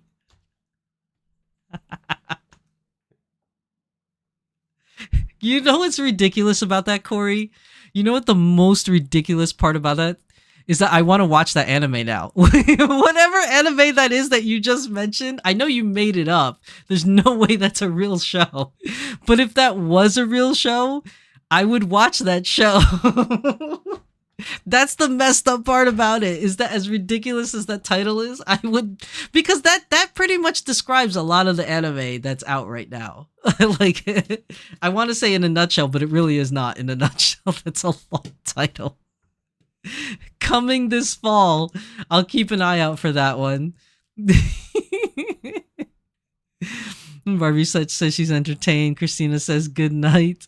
Oh my goodness. All right. Good night, everybody. Thank you again for coming to today's episode.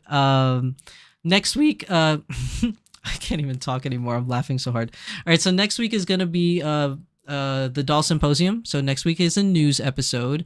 And I'm hoping by next week I'll have my schedule for Otakon and probably more of a plan of how to do a meetup at Otakon this year. So keep an eye out if you want to know that. Even if you can't watch next week's episode, I'll probably mention it at the beginning of next week's episode, so you can watch it later on the VODs of what the plan will be for Otakon, because that's coming up in like 3 weeks. But yeah, that's pretty much everything. So thanks everybody for coming. As always, I'm your host, Shizu-san, and my beautiful girls here are Kanata and John Dark. And remember, if you enjoyed this video, give it a thumbs up. It really helps out in the YouTube algorithm. Subscribe if you haven't, so this way at least you get notified from whenever I do videos. And share it. If you think this topic is helpful for somebody you know, share it with your friends. So thank you, everybody. Oh, and before I go, Matt says he'll be hosting a meet at Otakon. Okay, so Matt, send me a message, and I want to coordinate with you so we can have probably the same meet time, or at the very least we can meet at 2 separate times, so we don't have conflicting times for people. That'll be great. So yeah, Yoshi Play says Mashal's a good anime though. It is a good anime. I have to finish it. So thank you, everybody. Have a good night. Good night. I know some of you left early, but good night, Christina Kowal. Good night, Barbie Witch. Good night, Tempest. Good night, Matthew Nelson. Good night, Matt. Good night, Lavely Day. Good night, Anna and Corey. Good night, Yoshi Plays. Good night. Who am I missing? There was a lot of people that was on today. Good night, Batman Jackson. Good night, Ben Benjamin. Good night, PMB Sakura. I know you left already. Good night, Tempest. Good night, KC. Good night, KC. Thank you everybody for coming. So again, I really appreciate you guys coming, and I will see you in next week's episode. Bye.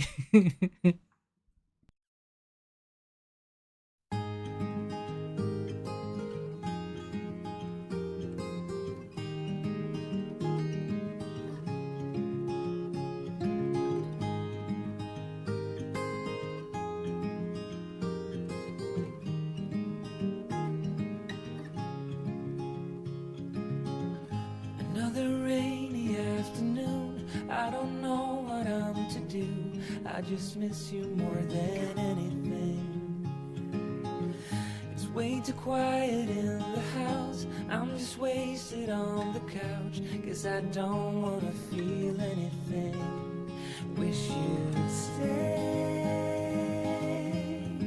stayed here beside me. This isn't how it's supposed to be. Wish you'd stayed here right with me. I can't shake that feeling that we said goodbye too soon.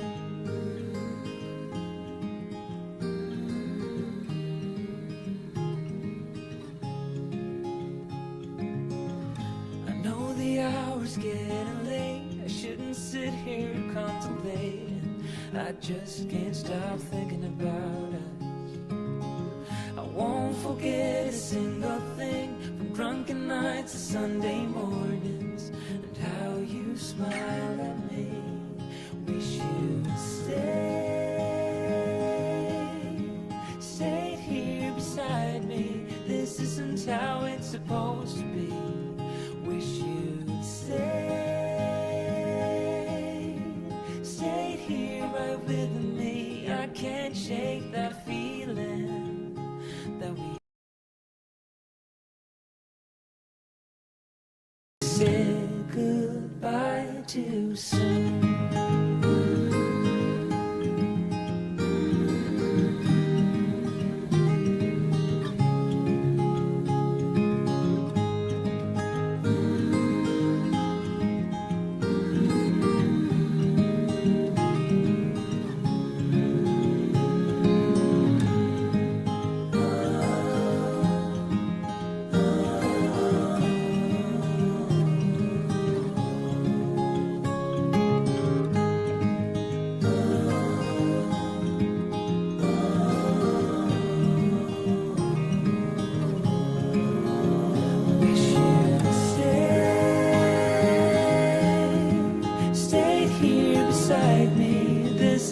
How it's supposed to be.